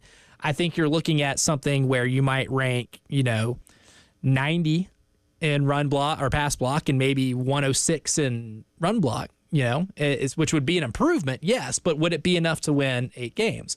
I think that's more on the lower case scenario. I think the best case scenario is you can get both of those metrics into the top 70, and that gets you to a bowl game. And then you're a top 7 rushing attack in the SEC. There's a lot of really good offensive lines in this conference. A lot of them. There are a lot of really good running backs in this conference. I mean, you can probably, like, one of the hardest things I think we did at SEC Media Days was narrowing down running backs to put on the All-SEC team because it's a loaded group. And they made us choose like 6. I was like, exactly. I don't know, man. And even then it was hard, man. Even then I felt bad excluding certain guys. But I think, even if all things are equal and you stay relatively healthy, just because there's still a lot of youth on that offensive line, I still think your ceiling is just being a top half running game in the SEC. But even then, that can win you 7 games and get you into a bowl game that makes you feel better about the future of your program. Yeah, and that's why I say it's tough. Look, you got 3 non-cons. You better win. You better beat Vandy. So you're halfway to 8 there. Again, I don't know if LSU is a toss-up game. I think that's one you have to steal. I've talked myself into it being close to one. Yeah. Is Ole Miss more of a toss-up? Maybe. Is A&M a toss-up? Is Missouri a toss-up? Again, looking like going to Bama and Oklahoma, I don't want to say don't get embarrassed. Alabama's still I know there's a feeling around Bama of there's no way that they are. Yeah, I think they are. They are as loaded talent-wise.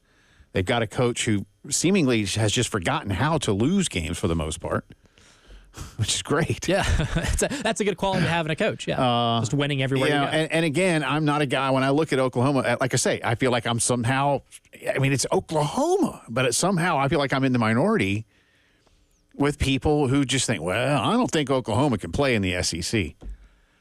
Okay. I'm far more concerned about Texas' ability to play in the SEC than I am Oklahoma. Maybe this year's team, but in terms of program, but again, those are 2 different things. So, and again, it's hard, Michael, to go to your question to, I don't know exactly how we define average. The reason I asked between like 50 and 70, again, there's 134 schools, 67's in the middle. Now, that's not the average. I think if they finish, if they're the best if they're one of the best, 50 run and pass blocking units in the sport, then it's up to Lenora Sellers to get you to 8-9 wins. You can maybe do that if that ends up being the case. And without trying to get too much into the nitty-gritty of numbers, how far away in terms of measuring the PFF numbers is Carolina? If they're, what'd you say, 106 and 120 something? Yeah, 106 in pass block, 121 in run block. All right, how far are they from 80 in both? What kind of strides are we really talking about? Once you get like a top 30, that's a whole different set of circumstances. But, sometimes you talk about it in like recruiting rankings. Like, man, the separation might just be that Auburn has one more 4-star than you do, and yet you're knocked down a couple of spots. You know what I'm saying? I don't I don't know how to measure those. So their overall grade was a little over 49. So if you give them 5, I guess, points or grades better on the path or on the run block, that puts them at 104. Okay, so not much. So 10% better score. 5, yeah. Okay. 5, and then 10 will put you at. No, I'm saying, but if you said their grade was 49, so if you had 5 more points, so you had 54. 10 more gets you at 77. Yeah. Okay. So, and that'd be a 20% jump. Yeah. So that's a big ask. They're starting at a really low spot. Yeah, to get 20% better seems like a big ask, and that gets you still not into the top half of FBS, if that's what we call average. Yeah. So there's still a long way. That's a good question, though. That's it is. Good thought. It is. To have. Because that's going to be the key of getting this offense good enough to be a top 7 offense in the conference. If you get worse, man, then you got problems. That's all I'm going to say about that. They're in trouble. Speaking of the offense, we'll come back around with more from Dowell Loggins, offensive coordinator for Carolina, speaking earlier today. It's the Wednesday postgame show. 107.5 The Game. In Columbia. 100.5 The Game. In Florence. 100.3 The Game. In Myrtle Beach. The Game Network. The Game's Summer Golf Classic Golf Tournament is coming. Sign-ups start the week of July 29th. Call Charwood at 803-755-2000 to reserve your foursome. One lucky player will win a pair of season tickets to all Gamecocks home football games. The Games 2024 Summer Golf Classic is August 23rd at Charwood. Call 803-755-2000 to reserve your foursome. 107.5 The Game. Broadcasting live from the Herndon Chevrolet Studios. Take up to $20,000 off new Silverados. Stop by or shop online today and see why Herndon Chevrolet makes you smile. Together, let's drive. Sponsored by South Carolina Education Lottery. The Powerball jackpot for Wednesday is $20 million. Be sure to stop by your local South Carolina Education Lottery retailer and get your ticket today. See SCEducationlottery.com for jackpot odds and a store near you. Powered by Integrated Media, The Game TV. Sponsored by Shepherd's Glass, a true reflection of quality. The Game TV. Sponsored by Shepherd's Glass. If you have tax problems, it can affect all aspects of your life. Now's the time to do something about it. Hi, I'm local attorney John Ecton with the Ecton Law Firm. Everyone at our firm truly believes we can improve the lives of our clients by eliminating the stress and worry of IRS tax problems. We're a local South Carolina law firm dedicated to resolving your tax problems for good. Simply put, we solve tax problems. So if you're facing IRS tax liens, bank or wage levies, or have years of unfiled tax returns, come meet with us in person. Your first visit is free and confidential. We'll show you how we will solve your problem and how much it'll cost. So don't put it off any longer. Call us now at 803-771-9800. That's 803-771-9800. Or go to our website at irsproblemsolving.com. It is time to do something about that tax problem. Your solution is right here in South Carolina, so hire a South Carolina attorney. Hire me, John Ecton. Skip the oil frying with air. Like a Bosch. Crispy like the county fair. Like a Bosch. Cook like a Bosch. Go inside the Nest on Gadsden Street in the Vista to find out how you can cook like a Bosch. It's time for the Gamecock football back-to-school promotion. Now through Saturday, you can purchase tickets for the football games against Old Dominion or Missouri for only $24. You heard right. Gamecock football tickets for only $24. Visit GamecocksOnline.com to take advantage of this offer. But act quick. The $24 tickets are only available through Saturday.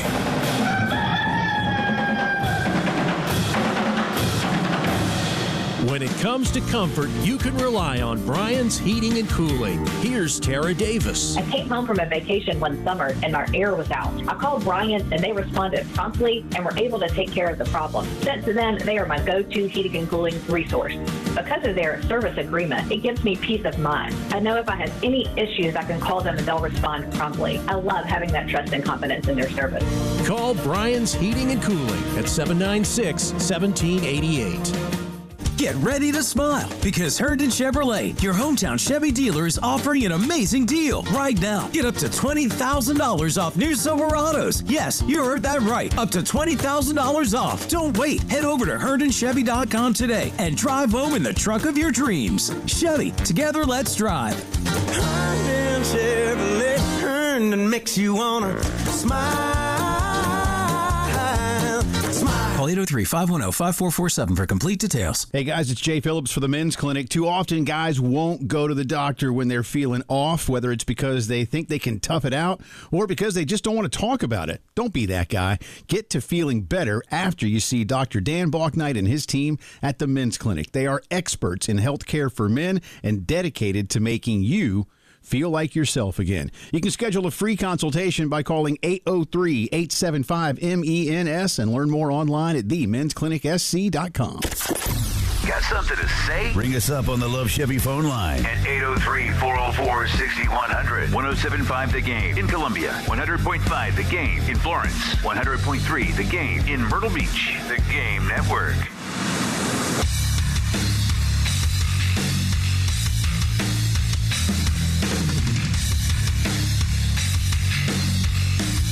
The Postgame Show with Jay Phillips and Elijah Campbell. On your home of the Gamecocks in Columbia, 107.5 The Game. Also heard on 100.3 The Game in Myrtle Beach. And 100.5 The Game in Florence.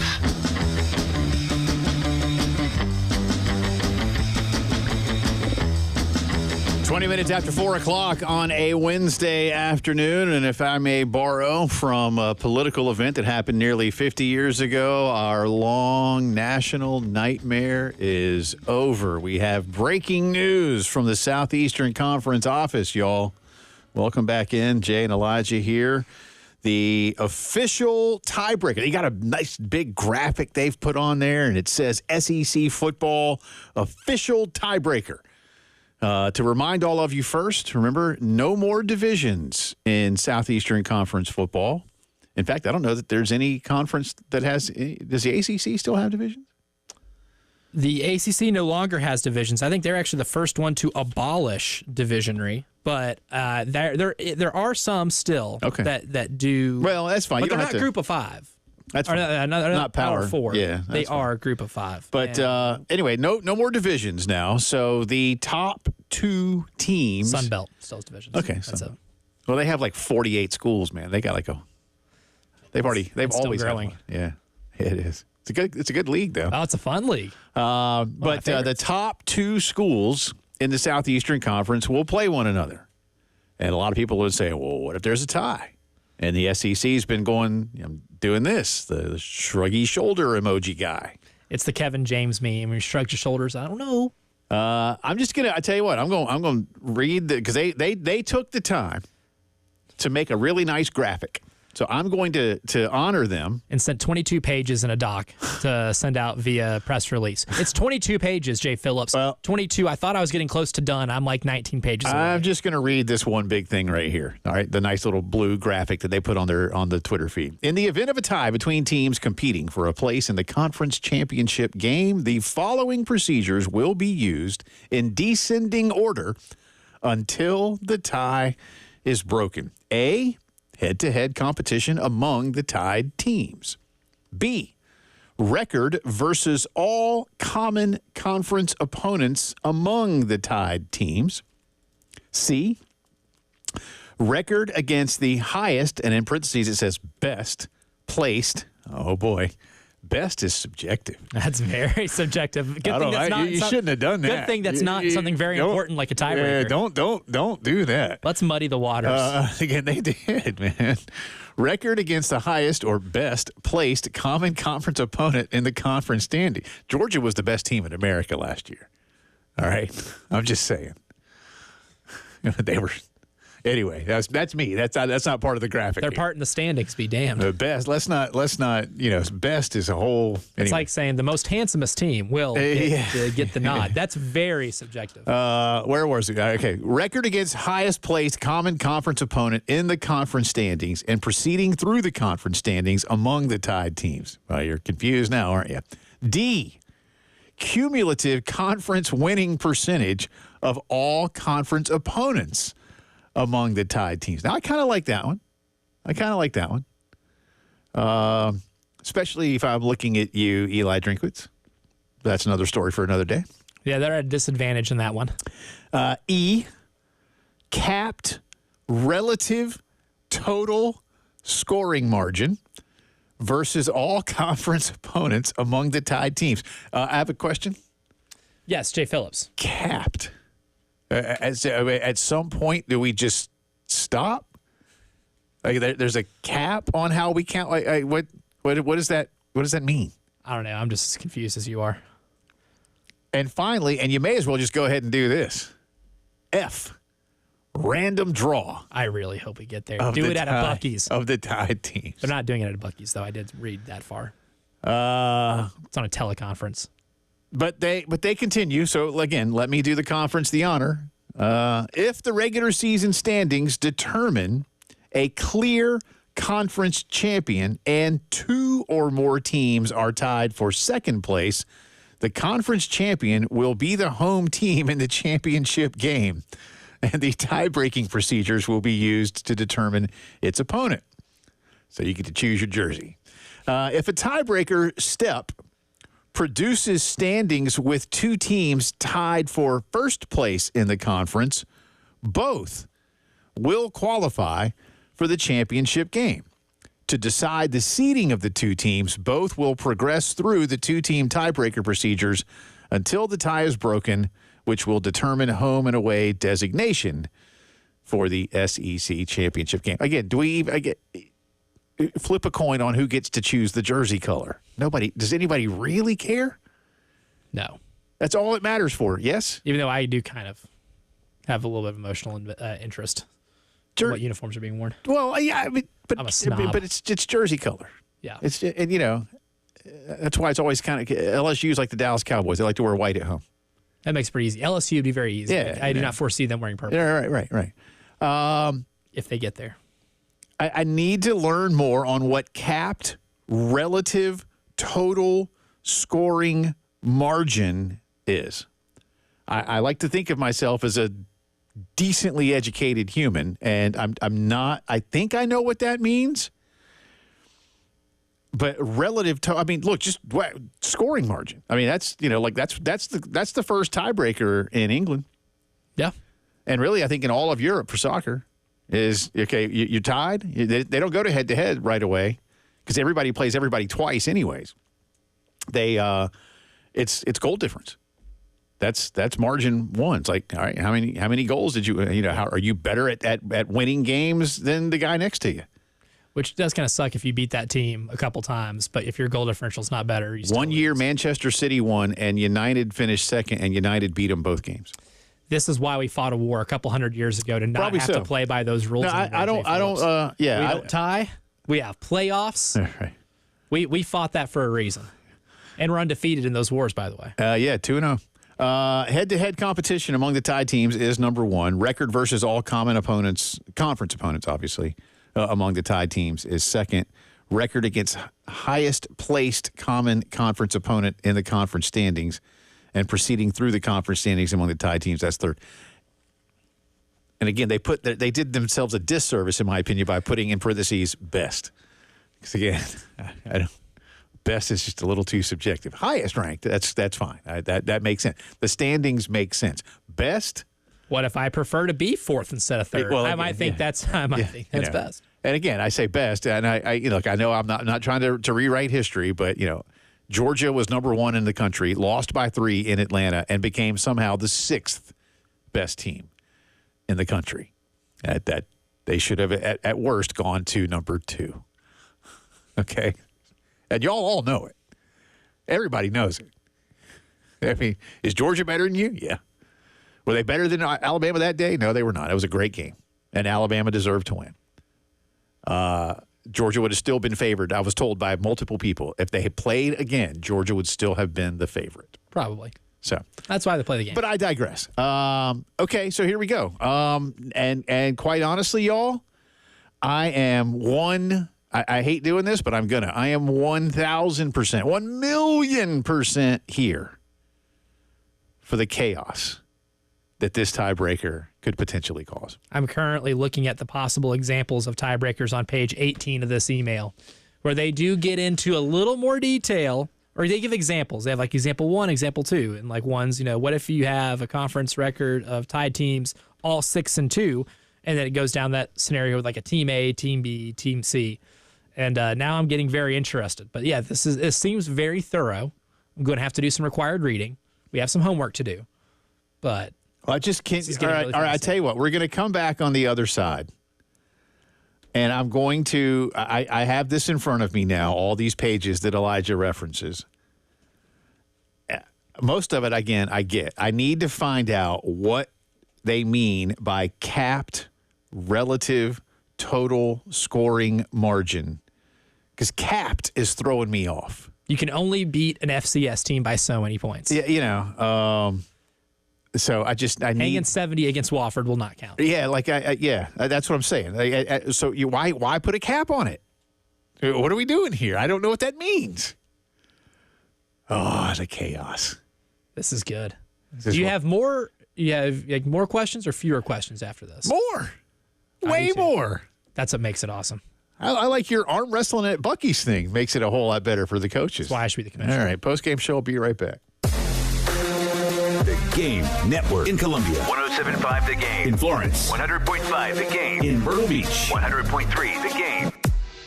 Ever sit in this meeting? What would you say you do here? I have people skills. I am good at dealing with people. Can't you understand that? Think to yourself, man, I'd rather be listening to the game. You're listening to Bill Gunner, Preston Thorne, Jen Jensen. It's the early game. Well, just go to iTunes or Google Play and download our app on all of your devices, and you'll never be without the game again. No better place than Palmetto Citizens Federal Credit Union. I'm sorry, I'm just all discombobulated still on these other things. See, there's no caps on like helping you out with your money at Palmetto Citizens, man. I mean, SEC should consult them. Yeah, you don't put a cap on what you can earn or make or do, right? No cap. No caps at Palmetto Citizens. But seriously, no better place than Palmetto Citizens to finance your next vehicle. They offer great low rates on car loans from new to 2021 models, and they've got great options for older vehicles as well, if that's up your alley, especially for maybe one of the kids. You want to spend a little bit less but still be reliable. They can finance over 100% of the retail or purchase price, and they offer additional coverage and insurance options dealerships cannot beat. So before you make that final purchase decision, check with Palmetto Citizens. Log on to palmettocitizens.org and make sure that you have done the best you can when it comes to your new vehicle. Palmetto Citizens, achieve your potential. Is that your new Nissan Rogue? Yeah. Crazy story. I'm at the Nissan end of summer sales event when Laura, the saleswoman, asks, "Want to test drive the Rogue?" I'm like, let's go.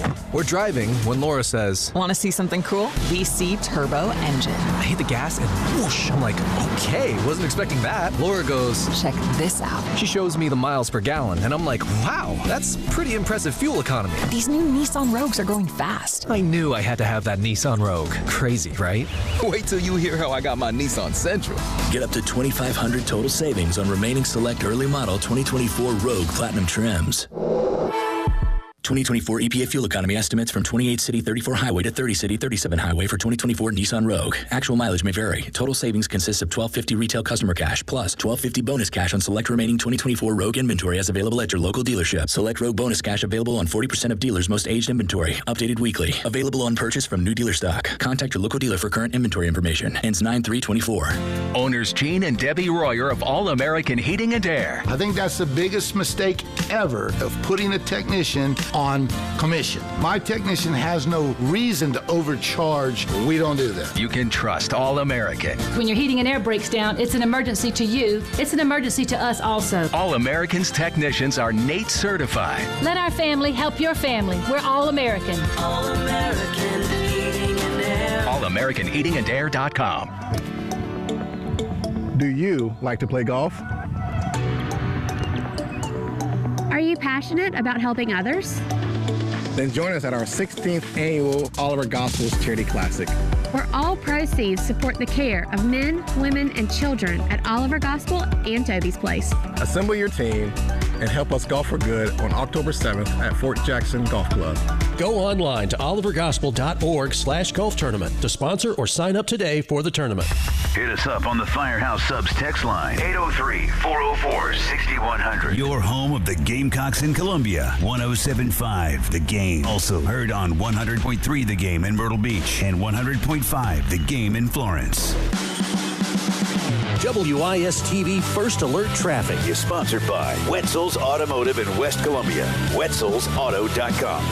From the WIS Traffic Studios, I'm Elijah Campbell. The few accidents to get to that are causing some issues on the roadways this afternoon. We're going to start in Richland County. We have an accident on Senate Street near Park Street causing some mild backup, as well as one on 26 westbound at Broad River Road and exit 97. We also have one on Confederate Avenue between Bull Street and Clark Street, one on Clemson Road near Summit Parkway, and one on Bush River Road at I-20. In Lexington County, we only have one accident to get to, and that is going to be on US 378 at I-26. Just a minor traffic backup with that accident.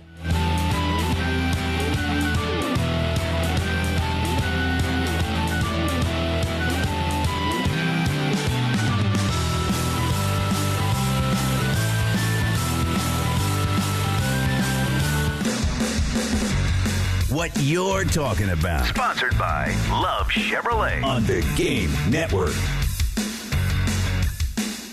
We are talking about the just-released tiebreaker system for determining the participants of the Southeastern Conference Football Championship game. It just came down in the last, 15, 20 minutes. Welcome back in. Jay and Elijah with you. If you've just tuned in, let me read them to you again real quick here. We are attempting to delve into the minutia, and I am not going to lie, my head hurts. Mine always hurts. It doesn't take much. If you just tuned in, again, the first one is easy. All right, then these are going to be the order in which they determine these things. So the sooner they get a participant out of these, the better for the conference. Excuse me. A, head-to-head competition among the tied teams, and this, by the way, could be for the team that wins the regular season, or it could be for there could be like maybe team number 1 is 8-0, but teams 2, 3, and 4 are 7-1. Y'all get it. So or it could be that there's two 8-0s, 2 7-1s at the top. It doesn't matter. You could have a whole host of tiebreaker situations. So, but it will ultimately narrow the field to 2. That's what they're going for here. Because, again, no more divisions in the SEC. So, A, head-to-head competition among tied teams. B, record versus all common conference opponents among the tied teams. C, record against the highest, or what they say, best-placed common conference opponent in the conference standings, proceeding through the conference standings among the tied teams. D, cumulative conference winning percentage of all conference opponents among the tied teams. See, I kind of like that one. That should be C. E, capped relative total scoring margin versus all conference opponents among the tied teams. And yes, we're going to come around to that because I don't know what that means. And finally, F, a random draw of the tied teams. So if A through E cannot determine 2 participants of the SEC championship game, then Greg Sankey it'll probably be a really nice hat, but he will put the names of schools into a hat and pull them out. Might be like Bear Bryant's hat. See, that would insinuate some impartiality. We need a top hat. We need something ritzy. A top hat. What's the largest top hat you can find? That way you can't see it's at the bottom. We can really have the most impartiality we can achieve here. If I'm not mistaken, the Governors of Austin P have a mascot with a top hat that looks kind of like the Monopoly guy, right? Yeah, and a monocle. Get his hat. You know what? I can pull some strings. Borrow that. That's in the SEC footprint. If Greg needs to hit me up, I have some connections over at Austin P State. Make that happen. So I looked up, and I haven't had time, y'all. So really, I've got to kind of read this. And I asked, what is capped relative scoring margin?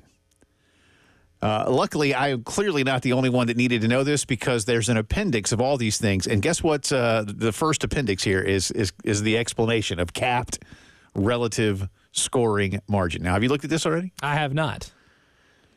Okay.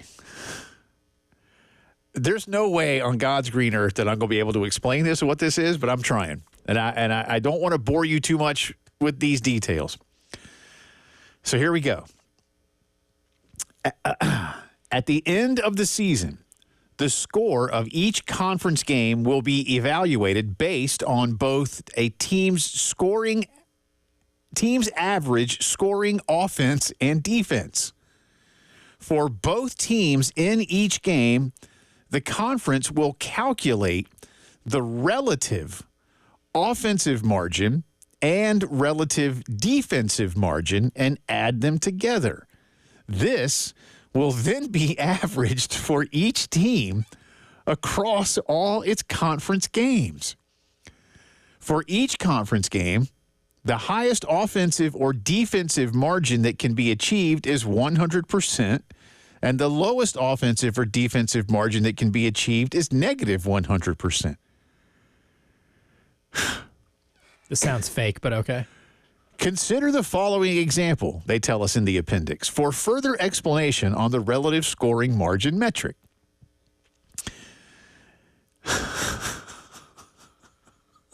No way, man.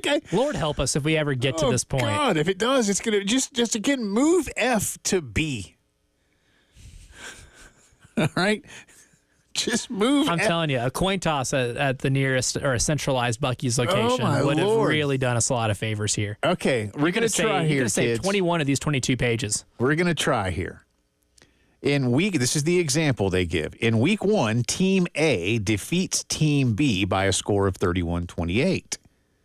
At the end of the season, Team B averaged 24 points scored per game for the season.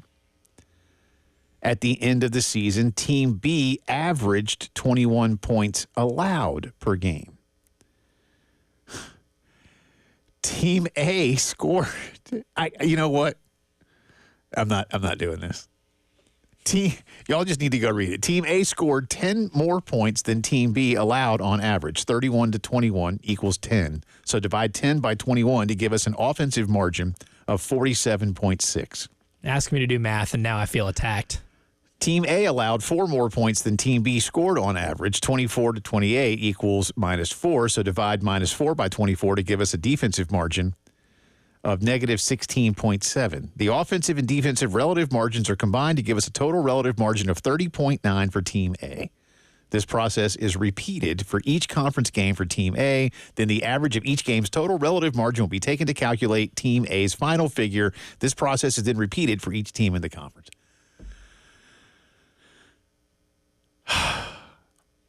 I mean, I might have been able to comprehend. Look, I get it. I don't know where the cap is. Due to the cap, again, the cap, I don't know, whatever. So, make them play a game mathematicians of EA out there, like better. Eric Kimry is a math major. I need to call Eric. So can you explain these metrics? And say, hey, it looks like, my good friend, that your math major is finally going to come in handy for me. Should I just respond to Chuck Dunlap's email and say, hey, can you explain this to me like I'm 5? Thank you for this, but can you explain it to me like I'm 5? That would help. Let's hope it doesn't get down that far. But I mean, and it probably won't, right? It probably won't. But here's the thing. Like, seriously, how'd they get to this? Why don't you just, how many touchdowns did you score? Let's make this easy. Again, that's what I'm saying. That's kind of why I like, English soccer with this. Goal difference is number one. Just plain old, how much better are you after 38 games than your opponents? And then the second one is if that's the same, like say goal difference is plus 20 for both the top two teams, then the next one is goals scored. Like it could be plus 20, but maybe your difference was 60 to 40 and mine was 40 to 20. Well, the 60 to 40 wins. You scored 60 goals. if Alabama's scoring 50 points a game and LSU scoring 35 points a game, Alabama wins. I just at least they got the head-to-head stuff. I just really hope we don't get anything lower than that. But you know what's going to happen? Well, chances are pretty good that head-to-head can't settle the whole thing, man. Yeah. Because you got too many schools. But there's plenty of three-way head-to-heads. Like there's some examples that if there are three teams that are 6-2, one team's eliminated if they didn't beat either of those teams, or if one team automatically beat, or if one team beat the other two, automatically they're in. Yes. That's common sense. Yes. That makes total sense. And then you get down to the two-team tiebreaker. That's easy. That makes a ton of sense. I'm just really hoping we don't have like 4, 5, and 3s for the second place, and we're going to have to get into something really silly like this. Arm wrestling at Buc-ee's sounds better every single minute. Because then you can watch that. I don't want to watch somebody have to type this into a calculator and tell me who's going to play in Atlanta for the SEC championship. I want us to settle these like men. Well, arm wrestling in a Buc-ee's parking lot. For those of you who are better at math, centralized location, than we are. Look, in all seriousness, I get it. I do. I just don't know how they decided that this was like one of the tiebreakers that they wanted to use. But hopefully it doesn't go that far down the list. It will. Plenty more post-game show still coming at you. From the Midlands to the PD to the beach. The Game Network. Powered by Integrated Media, The Game TV. Sponsored by Shepherd's Glass, a true reflection of quality. The Game TV.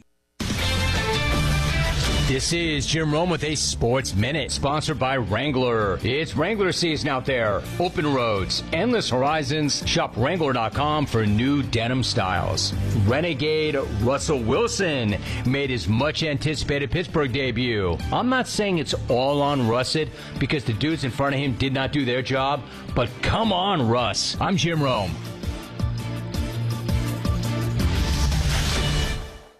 It's Wrangler season out there.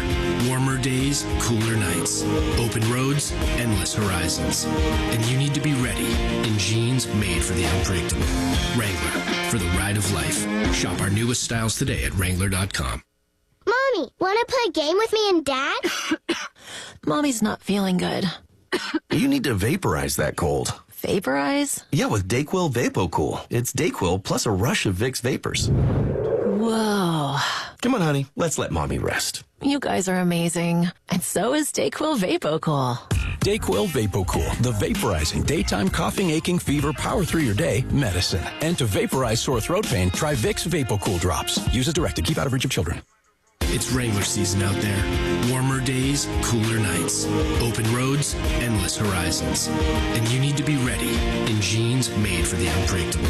Wrangler, for the ride of life. Shop our newest styles today at Wrangler.com. The Carolina Jackpot $5 scratch-off ticket is back, giving you a chance to win up to $200,000 while supporting future Gamecocks. And level the playing field with the second chance promotion for another shot to win $50,000, $75,000, or $100,000. Let's show them what we're made of, Gamecocks. The South Carolina Education Lottery, supporting education for more than 20 years. Overall odds are 1 in 3.98. Top prize odds are 1 in 520,000. Second chance odds depend on number of entries received. Hey guys, it's Preston Thorne for your broker, my broker, Benji Getzy at Buford Lending.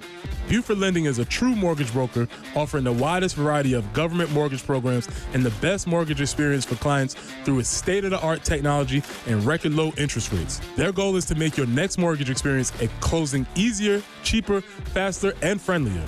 Whatever you do, don't wait. Shop and lock your rate today with Buford Lending. Don't go to Wall Street. The rates are better on Bay Street. Online at Buford.mortgage. Right now at Wendy's, you can get a small Frosty for $1. And literally everyone is going. The car behind you, going to get a $1 Frosty. The car ahead of you, already had one, going for a second. The person who cut you off earlier, you guessed it, $1 Frosty. Maybe it's all a sign for you to go get one.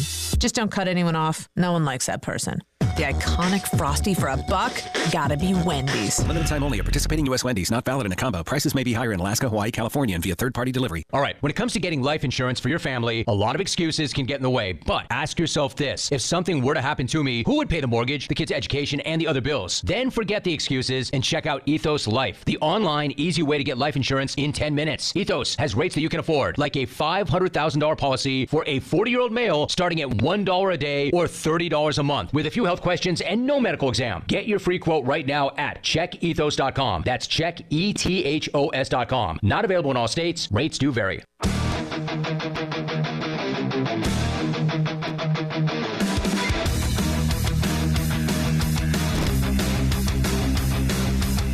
The Postgame Show with Jay Phillips and Elijah Campbell. On your home of the Gamecocks in Columbia, 107.5 The Game. Also heard on 100.3 The Game in Myrtle Beach. And 100.5 The Game in Florence.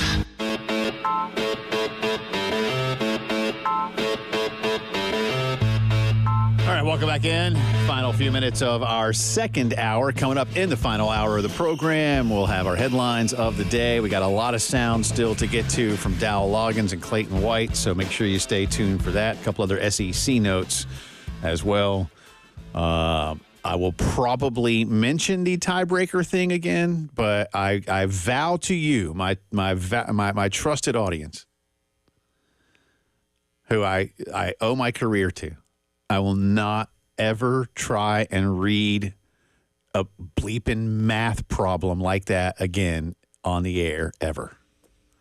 I don't know what the equivalent of the elementary school standardized tests that kids get at the end of every year, but Tennessee was the TCAP, and the TCAP used to be almost a curse word in the Campbell household because I was pretty terrified of it. TCAP. That sounds traumatizing. Don't do that. I'm scared. I will run away. But that sounds like a TCAP problem. Yeah, teacher's trying to prepare feels like. That does feel like something that you'd get. Maybe not. I don't know if that's all the way to I don't know. It feels like an SAT kind of math question, right? I didn't take the SAT. Would you take the ACT? Yeah, I'm like Derek Rose. I didn't take the SAT, brother. Yeah, I didn't take the ACT. See, that's what I took. I took the SAT, and then my kids took them both. I'm like, why y'all taking them both? That's a good flex. That seems like a bad idea. That doesn't sound like my idea of fun, especially as a 17 or 18-year-old. I did better on my first one because I had a pretty good score, and so the second one I was like, they made me take it again. Like at my school we had to take it both years. My mom made me take it again. I was very satisfied with my first score. My mom was not. Made me take it again, and guess what I got? The exact same score. Yeah, that's pretty good. I'm consistent. If nothing. So I'll just get you to some easier math. I can do brackets, even though they have numbers, but it's not really math. Yeah. Right? It's sports math. But Bruce Feldman, national college football writer for The Athletic, Fox Sports analyst, has today published his college football playoff projection bracket for the 12-teamer. He has Ohio State as the number 1 team, Georgia number 2. These would be conference champions, by the way. Yes. Florida State. These are seeds, not rankings. These are seeds. Florida State 3. Kansas State 4. Wouldn't necessarily mean that those are the 4 highest ranked teams or best. No. As the SEC wanted to say. But again, the top 4 conference champions get the top 4 automatic berths and buys into the quarterfinal round. So the 8-9 game is number 8 Alabama versus number 9 Miami. Winner would play Ohio State. Ooh. The 5-12 game is Oregon at 5 versus number 12 Memphis. There's your G5 champion. I can see that. Winner, I like Memphis. Yeah, that's a good team. The winner plays Kansas State. Ooh. The 7-10 game is Mississippi hosting Notre Dame. Winner gets Georgia, so could be a rematch there if Ole Miss were to beat Notre Dame, if these things play out accordingly. And the 6-11 game would be Texas taking on Penn State in Austin. Texas the 6. Winner gets Florida State. Yeah,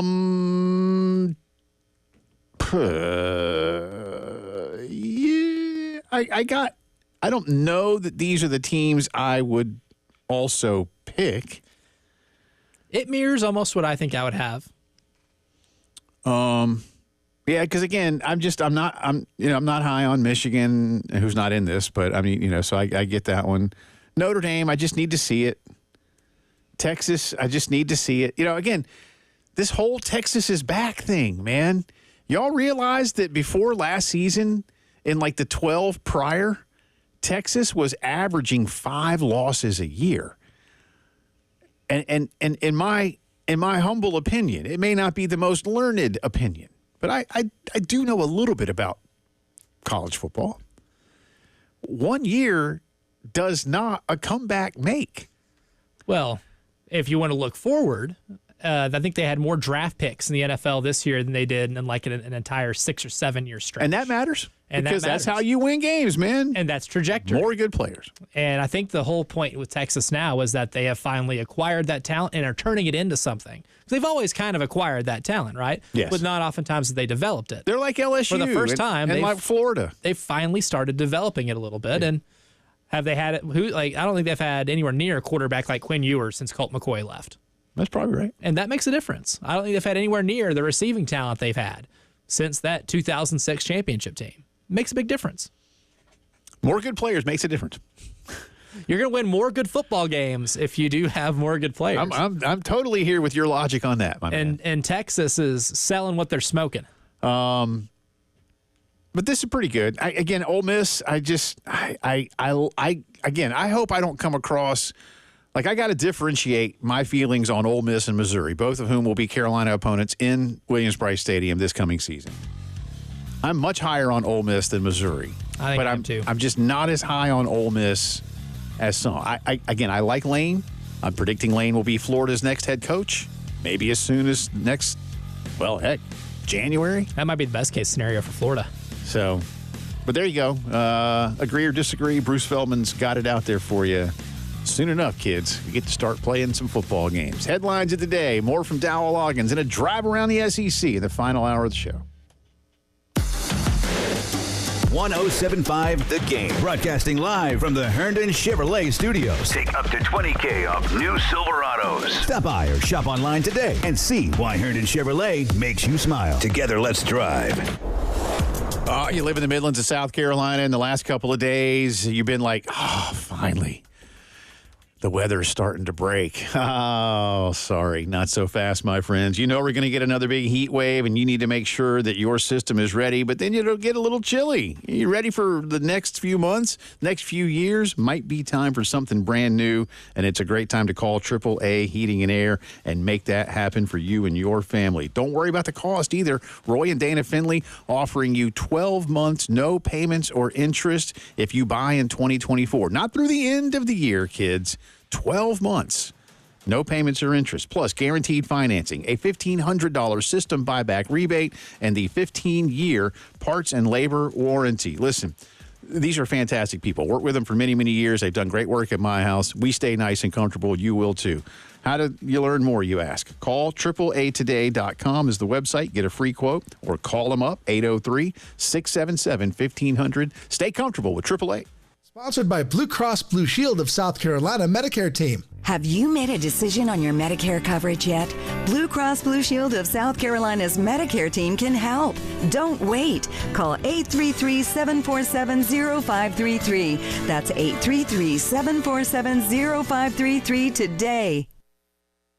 Hey, this is Jen Jensen for CHW Cabinetry. My family is using CHW Cabinetry, and they are fantastic to work with. They make sure you're satisfied with every step of the process. Not only do their photorealistic renderings show exactly what your new space will look like, their job site guarantees everyone is on the same page, literally. Experience the CHW difference for yourself. Go to chwcabinetry.com to see more, or call them at 803-520-6837, and be sure to tell them Jen Jensen sent you. CHW Cabinetry. Passion from inspiration to installation. This is Larry Leitner, owner and founder of Midstate Roofing. And for nearly 30 years, we've continued to be the proven leader in the roofing and waterproofing industry. Midstate Roofing's proven history is your assurance that our professionals at Midstate Roofing will provide the proper advice, service, and results to the needs of your facility in a manner both safe and pleasing to your operation. From high-rise to hospitals, manufacturing to industrial, Midstate Roofing designs and installs bonded systems with a protective guarantee that will keep your operation dry and running long into the future. 24 hours a day, 7 days a week. And this is Blake Leitner, reminding you to protect that roof with a maintenance contract. Call me today at 803-356-1919 or online at midstateroofing.com. That's midstateroofing.com. You'll speak to an on-call technician after hours or a Midstate Roofing staff member during hours at 803-356-1919 or online at midstateroofing.com. And as always, tell them Midstate Twins. If you have a leak, let Midstate Roofing take a peek. WIS-TV First Alert Traffic is sponsored by Wetzel's Automotive in West Columbia. Wetzel'sAuto.com. From the WIS Traffic Studios, I'm Elijah Campbell. A few accidents to get to that are causing some issues on the roadways. We have a disabled vehicle causing some backup on Confederate Avenue between Bull Street and Clark Street. We also have some accidents on Clemson Road at Sparkleberry Lane, one on Brookfield Road near Decker Boulevard, Highway 262 at Lower Richland Boulevard, I-26 westbound, that's over at Broad River Road near exit 97, and on Senate Street near Park Street. We also have one just now reported on Universal Street at Gardner's Ferry Road. And in Lexington County, we have an accident on Old Cherokee Road at Maxey Road. And that is it.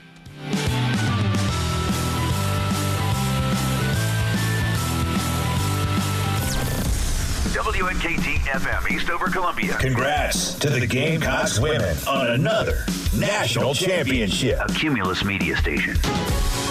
It's time to check out what up in the world of sports. This just in. Breaking news is breaking out everywhere. The 5 o'clock news. The Postgame Show. If you're just joining us, I'm covering some breaking news. You know news is breaking because I'm telling you so, and I might touch my earpiece like this. 5 o'clock news. Sponsored by Integrated Media. Columbia's premier home theater and security experts for over 20 years. It is 5 o'clock news time on this Wednesday. Welcome back in. It's also the final hour of the postgame show alongside Elijah Campbell. I'm Jay Phillips. Appreciate you being with us. Still to come. We got a lot more on Gamecock football. Drive around the SEC. Speaking of the conference, we will start there with today's breaking news.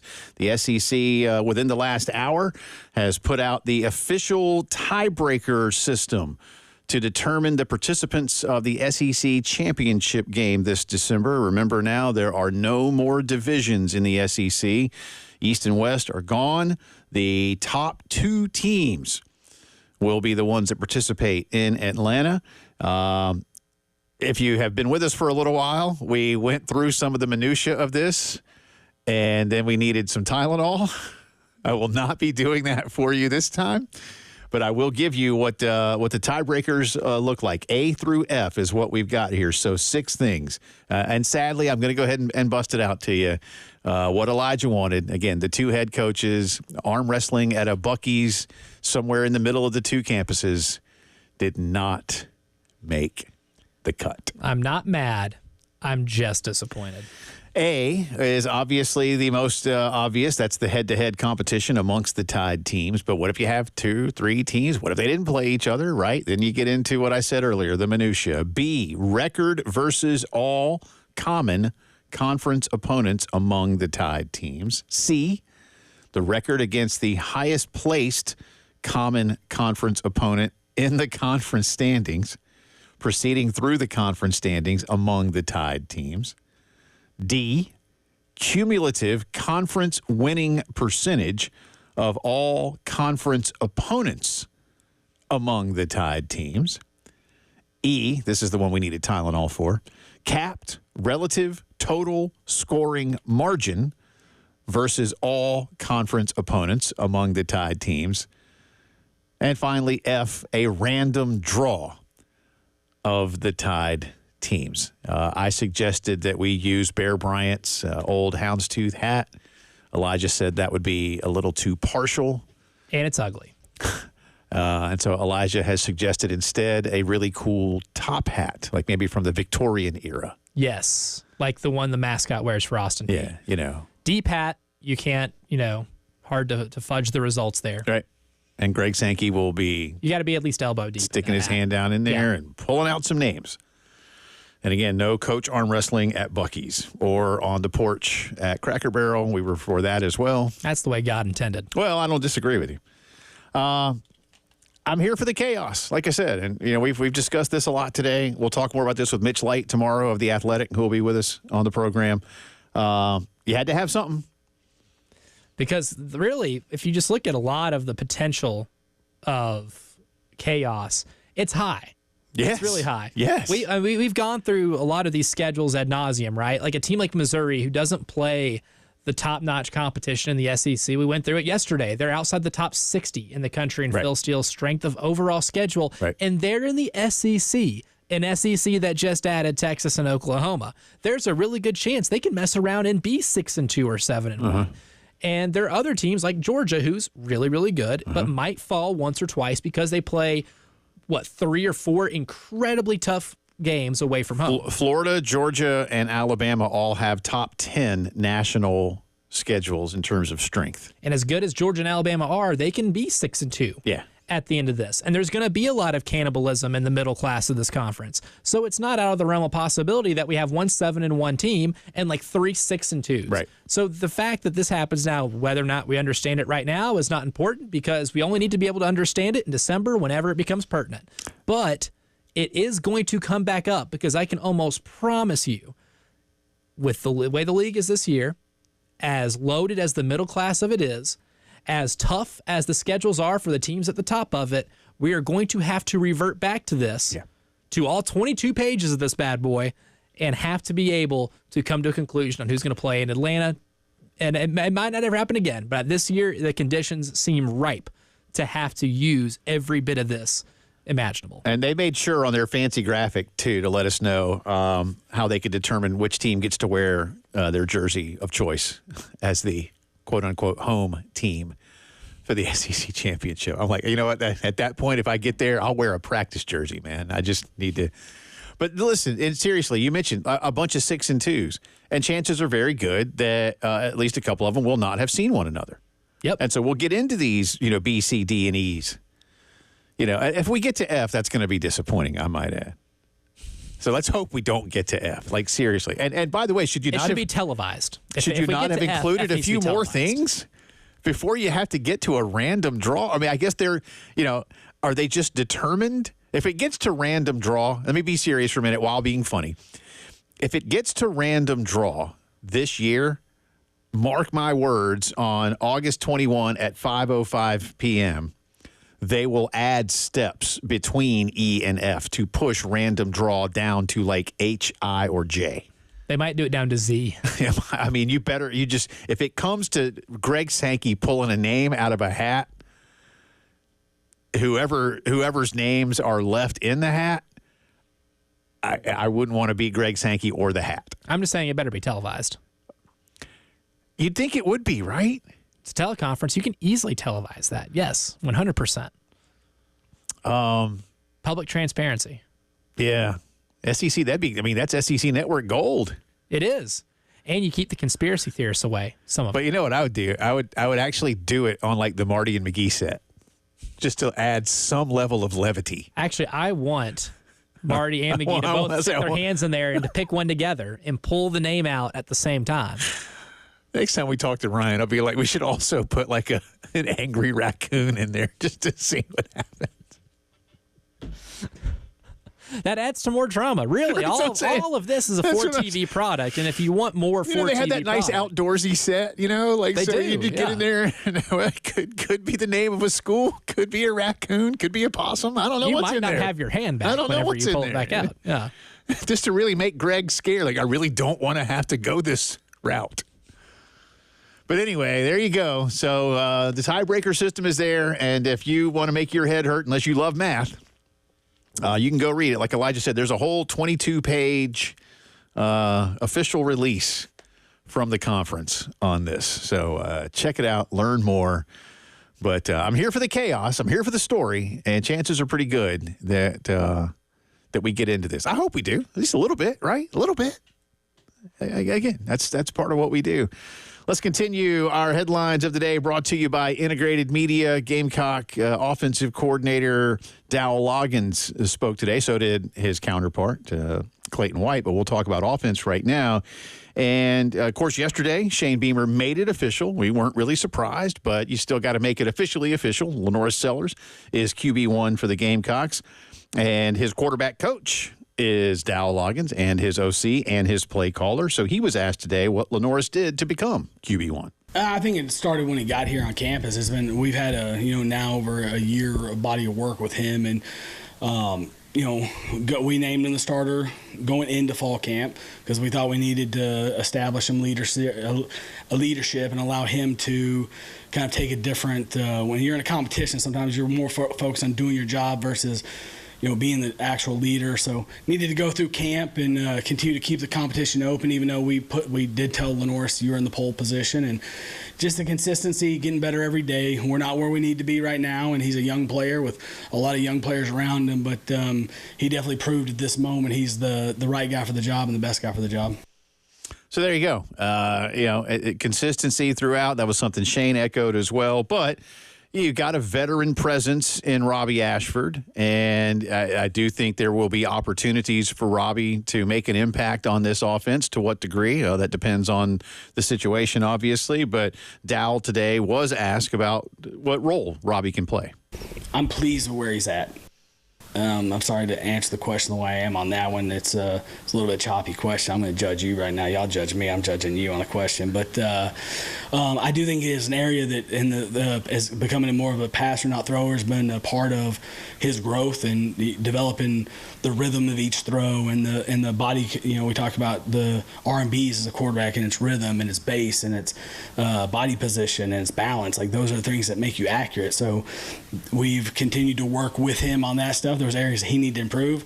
He has improved in some of that stuff. There's still areas of improvement for him, but you can't put a value on experience. And he's played in these big games. He's played in Iron Bowls, and he's done those things. So to have him in the room and to have a guy that's willing to help a redshirt freshman that's about to go start and in the middle of a competition speaks to his character a little bit. And it wasn't easy. It's not easy for him to sit back and say, hey, that guy's the starter, and I've got an established I've played a lot in this conference and done some really good things in this conference. But the unselfishness that Spencer, Lenoris, Luke Doty, Tanner Bailey created in that room is something that we'll always, as long as we're here, we will continue to preach of.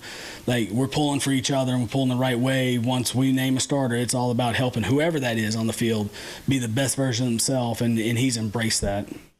Good stuff from Dowell Loggins. We'll have more from Dowell on a lot of different facets of the offense coming up in just a few minutes' time, so stay with us to hear more from the Gamecock OC. Continuing on, speaking of quarterback news, to college first, Nebraska and Matt Rule today named true freshman Dylan Raiola their starting quarterback for the season opener against Texas El Paso next week. He was the number 3 overall quarterback. He's traveled around a little bit before finally settling in. He had committed to Georgia, and that wasn't going to work out, and his dad played at Nebraska, so there was a connection. He beat out junior Heinrich Harburg and another true freshman, Daniel Kalin, for the job. Again, I don't know that this is much of a surprise as Nebraska tries to work their way back to the top of college football. Kind of like how Lenoris Sellers locally was one of the worst kept secrets in terms of him being the starter. I think we all expected that the entire time. Would have been shocked if anything else happened. Exact same, instance here. Are you more surprised though that Lenoris was announced starter before Dylan Raiola? I kind of am. A little bit. I figured that one. How far apart were the announcements? Did the I would say 24 hours. Okay. Give or take. Yeah. Maybe a little. I'm a little. I don't know. I could see Matt Rule just trying to be cagey. Maybe waiting a few more days even, but he decided not to. You ain't fooling anybody, buddy. What's interesting, to continue with our quarterback news, and this is more about yours truly than anything else because I know most of you don't care, but Robbie Ashford played at Oregon and Auburn. You know who else played at Oregon and Auburn? Bo Nix. You know what? Bo Nix today was named the Broncos starting quarterback. That's I know most of you don't care, but Nix, and Elijah mentioned this earlier, when Nix starts on the September 8th regular season game in Seattle, he will be the first Denver rookie to start a season since John Elway. No pressure, kid. You know who that is? Have you heard? He was good. John Elway was good. I wouldn't say he was great. I wouldn't say he was Hall of Fame worthy, despite him being in. He only went to 5 Super Bowls, and 3 of them he basically had to put the entire franchise on his back. Baltimore Colts legend. John Elway. Yeah, that's right. Almost New York Yankee legend, because he wasn't going to be a Baltimore Colt, and he was like, "The heck I am." I'd love to know what kind of baseball player John might have become, because he was really good at Stanford. Yeah, I'm actually a lot of ACC titles at Stanford. Yes, they were huge in the ACC. I remember those baseball battles with Miami and North Carolina back in the day were legendary. If he can hang in the ACC, he can hang anywhere. Yeah. Champions made here, Atlanta. That's right. John Elway was all right, but we'll see. Again, I don't think Bo Nix is the next John Elway. No. But my Broncos, he could be solid. My Broncos need some help there. All right, that's the headlines of the day. Oh, real quick, Braves-Phillies. Braves won last night 3-1. Tonight, another fantastic pitching matchup. Aaron Nola, speaking of the SEC, goes for the Phillies. He is 11-6 with a 3.45. Max Fried for the Braves, 7-7 with a 3.62. Atlanta has won 3 straight, looking to make it 4 tonight against the first-place Phils, 7:20 first pitch from Truist Park. All right, that's the headlines of the day, brought to you by Integrated Media. Sound from Dowell Loggins, and it looks like the Godfather is on the line with some more help for the SEC. We'll do that when the postgame show returns. 107.5 The Game. In Columbia. 100.5 The Game. In Florence. 100.3 The Game. In Myrtle Beach. The Game Network. The Game's Summer Golf Classic Golf Tournament is coming. Sign-ups start the week of July 29th. Call Charwood at 803-755-2000 to reserve your foursome. One lucky player will win a pair of season tickets to all Gamecocks home football games. The Games 2024 Summer Golf Classic is August 23rd at Charwood. Call 803-755-2000 to reserve your foursome. 107.5 The Game. Broadcasting live from the Herndon Chevrolet Studios. Take up to $20,000 off new Silverados. Stop by or shop online today and see why Herndon Chevrolet makes you smile. Together, let's drive. Sponsored by Budget Blinds of Forest Lake. Enjoy the view, courtesy of your local window covering expert, Robert Myers from Budget Blinds of Forest Lake. Locally owned and operated, Budget Blinds of Forest Lake can provide your windows with exclusive styles to create the look you want at the budget you need. Visit budgetblinds.com for details. Sponsored by Metz Plumbing. Leaky pipes? Call Metz Plumbing. With over 30 years of experience, we fix it all. Call 732-DREP for expert service today. Metz Plumbing, your personal plumber. Metz Plumbing, 732-DREP. Is that your new Nissan Rogue? Yeah. Crazy story. I'm at the Nissan end of summer sales event when Laura, the saleswoman, asks, "Want to test drive the Rogue?" I'm like, let's go. We're driving when Laura says, "Want to see something cool? VC turbo engine." I hit the gas and whoosh. I'm like, okay, wasn't expecting that. Laura goes, "Check this out." She shows me the miles per gallon and I'm like, wow, that's pretty impressive fuel economy. These new Nissan Rogues are going fast. I knew I had to have that Nissan Rogue. Crazy, right? Wait till you hear how I got my Nissan Sentra. Get up to $2,500 total savings on remaining select early model 2024 Rogue Platinum trims. 2024 EPA fuel economy estimates from 28 City 34 Highway to 30 City 37 Highway for 2024 Nissan Rogue. Actual mileage may vary. Total savings consists of $1,250 retail customer cash plus $1,250 bonus cash on select remaining 2024 Rogue inventory as available at your local dealership. Select Rogue bonus cash available on 40% of dealers' most aged inventory. Updated weekly. Available on purchase from new dealer stock. Contact your local dealer for current inventory information. Ends 9/3/24. Call Lawyer Lisa. Experience the difference with Lawyer Lisa. Hi, this is Lisa Hosteller-Brown. Do you know the difference between a revocable trust and an irrevocable trust? The difference could easily save you hundreds of thousands of dollars in long-term care costs. Visit lawyerlisa.com to schedule a consultation today. Call Lawyer Lisa. Experience the difference with Lawyer Lisa. 7511 St. Andrews Road, Irmo, South Carolina. Daddy, you need a trust. Attention, South Carolina residents turning 65 or approaching retirement. Don't wait to choose your Medicare coverage. The Blue Cross Blue Shield of South Carolina Medicare team can help you find your plan right away. We offer plans that let you choose from our large network of doctors and hospitals and fast local service. Time is short, so call 833-755-2000 833-747-0533. 833-747-0533 today.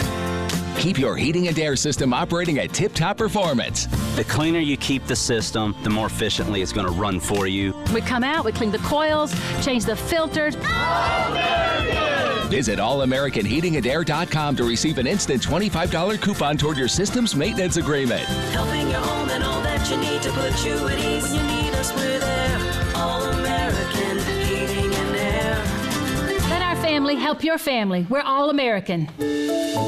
Hey, Columbia, Scott here with Traditions Fine Jewelers, telling you about the diamond buying difference when you purchase a diamond from us.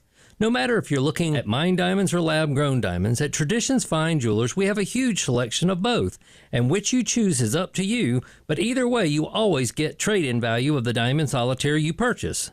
When you spend over $1,500, you'll get a limited lifetime warranty when you get your ring checked every 6 months. Traditions has an in-house jeweler with over 30 years experience to take care of your every need. Ring sizing, stone setting, or if you just want to come by and get your ring cleaned. At Traditions Fine Jewelers, we have hundreds of mountings to see, touch, and feel, and to try on, or we can special order or custom create the perfect engagement ring for you. Traditions Fine Jewelers, 5134 Sunset in Lexington, or in the Village at Sandhills. Traditions Fine Jewelers, where the Midlands get engaged.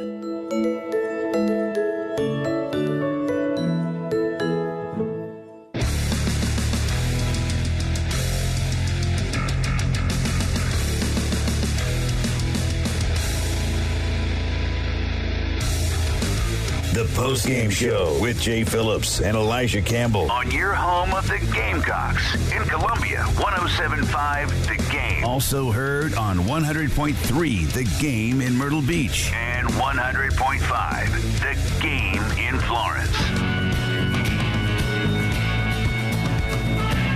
All right, welcome back in. Post-game show rolling on this Wednesday. Appreciate you being with us. Around this time tomorrow, I want to remind you that former Gamecock tennis All-American Seth Rose, who's now a local attorney and lawmaker, will be in here with us. He also is the president of the Letterman's Association. And tomorrow, right around this time, we will be announcing the brand new Gamecock Athletic Hall of Fame class. Very excited about that. It'll be live on air. I'm pumped. I will not be finding out until right before. I have asked to not be told who the inductees are. When I was asked if we could do this on the show, I was like, heck yeah, we can, but don't tell me who it is until right before. So I'll be finding out sometime tomorrow. I want to be surprised like everybody else. So I'll be finding out right before y'all do. You're going to get your wish. But I'm very excited about that. And our buddy Mitch Light of The Athletic will be on with us tomorrow talking college football. He covers primarily the SEC, but a lot of other college football. But primarily. He does. The SEC. Yes. Based in Nashville. He's in the perfect sweet spot. Another great friend of the program is the one and only Brian Glenn, the Godfather, who is, of course, the owner with his wife, Kelly, of the Village Idiot establishments that serve some very fine pizza. And a believer in the 0th week of the season. The 0th week. Happy 0th week of the season, sir. How you doing? Oh, I'm fantastic. I also like that divisionary today. Abolish divisionary. Yeah, divisionary. Yeah. Yes. Abolish divisionary. Now, that was good. Elijah says that you have another suggestion for the Southeastern Conference tiebreaker system. I do, and these bozos, I mean, I can't believe they missed this opportunity. You know, they try to convince us that that these guys are student athletes and that's what they care about and all that. Why don't you put team GPA ahead of random draw? Or what's the? You could lay your hat on that. I mean, how do you miss that? Clark Lee's ears just perked up. What's the measure? Seriously, what the APR? The right? APR, yeah. The how APR. they do like, bowl games, which means they're like 5 and 7. Yeah. The only reason Minnesota got in a bowl last year. Oh, Brian, you've good. Actually, you know what, man? That's what I call savvy. It's not too hard. It's not too hard. Why are we making it harder than what it is? I mean, they missed. Even if they don't believe it themselves, they could say it. Oh, they could. That's actually, again, man. That's I wish I had thought of that. That's good. And I wonder if it came up. It came up. If it did, how did they say no? It's a good. That's an excellent idea. But thank you. It doesn't happen often, but there you go. Best ones. That's good. All right, we'll see. we'll see you soon for a slice, and keep Cloninger out of trouble. All right. I'll give it a shot. Yeah, Easier said than do what you can. Yeah, that's true. All right, that's Brian Glenn, the Godfather. Y'all check out some great With pies. arguably the best way, if we really want to get in the weeds of a tiebreaker. I didn't even think of that. Because they do use it for bowl games. They do. They do. Like for real. APR. We're not making that up. They use APR for bowl games. The academic progress rate, I believe, is what that stands for. Oh, man. How much you bet it was brought up and someone like Alabama vetoed it? Well, I don't know which school. I mean, the only, people would be like, well, Vanderbilt ain't ever going to win anyhow. This could be the difference between being a tiebreaker for last and not last in the SEC. That can mean a lot to Vanderbilt or Mississippi State. That's strong. That's a good idea. It's a good idea. All right, let's get back into some Gamecock talk here for you. Dowell Loggins speaking earlier today, and I'm going to let Elijah set this up when it comes to freshman tight end Michael Smith, because I know you're, like a lot of us, intrigued by what this young man may possess. He's got some great measurables. I mean, he's 6'6", tight end, athletic, was a really good red zone target in high school. I think he had like 11 touchdown receptions his junior year, 12 his senior year. So he's proven to be a good red zone target, an intriguing prospect coming into this year. And a lot of the discussion today with Dowell was involving pass catchers. Don't have really anybody emerging as a number one receiver, but he was really high on the tight ends. We know Dowell Loggins' career would tell you, his history, his resume would tell you he runs a lot of 12 personnel, loves to involve the tight ends. So when asked to elaborate on tight ends, he actually went in a little more in depth on Michael Smith, and that helped me notice, because Michael Smith was mentioned yesterday in Shane Beamer's presser, that out of all the freshmen, not named Josiah Thompson and Dylan Stewart, because those are the 5-star preseason freshman All-Americans on the team, but Michael Smith is getting a lot of love from this coaching staff when just listening to the press conferences, listening to people, from around the program. A lot of them are really high on Michael Smith. And when talking about the tight ends, listen to how Dowell Loggins kind of starts to elaborate why people start liking Michael Smith and why he thinks he's a big addition to this tight end room. Yeah, we got Brady, Brady Hunt from Ball State, came in as an extremely intelligent player, played in a pro-style offense, which definitely helps when he was a Ball State transfer in here. And then Josh Simon played for us last year, and obviously we know his skill set very well. And there were some things he needed to continue to work on as far as blocking and pass protection to take over for the role that Trey Knox had last year, is now the Minnesota Vikings. But then you got a young, talented player like Michael Smith that's, we're trying to figure out, hey, exactly how much he can handle, what his best role is, going forward in that rotation with those three guys. But we're pleased with where he's at this point. And just a little story to tell you about the type kid he is. Like 9:45 the other night, and I'm sitting in Shula's office with Blackwell, and I think Coach Furry was in there, and we hear chatter down the hall, and I'm like, who is that? Like, it's 9:45, and it was one of those nights that the players got out a little bit earlier, and I walked down the tight end room, and Mike Smith's sitting in there with Dante Reno. And he's got the clicker like this. He's in there watching tape and watching all his reps. And like I walked back down the hall and told those guys, I said, hey, come in here, I want to show you a route. And we're talking to showing some pro tapes on some routes and stuff. But like when football is important to these guys and they're smart, tough, dependable, they got a chance to be good players. And I mean, for a rookie or freshman to be sitting in there just watching tape, just two of these guys just going back through practice, tells you how important football is to those guys.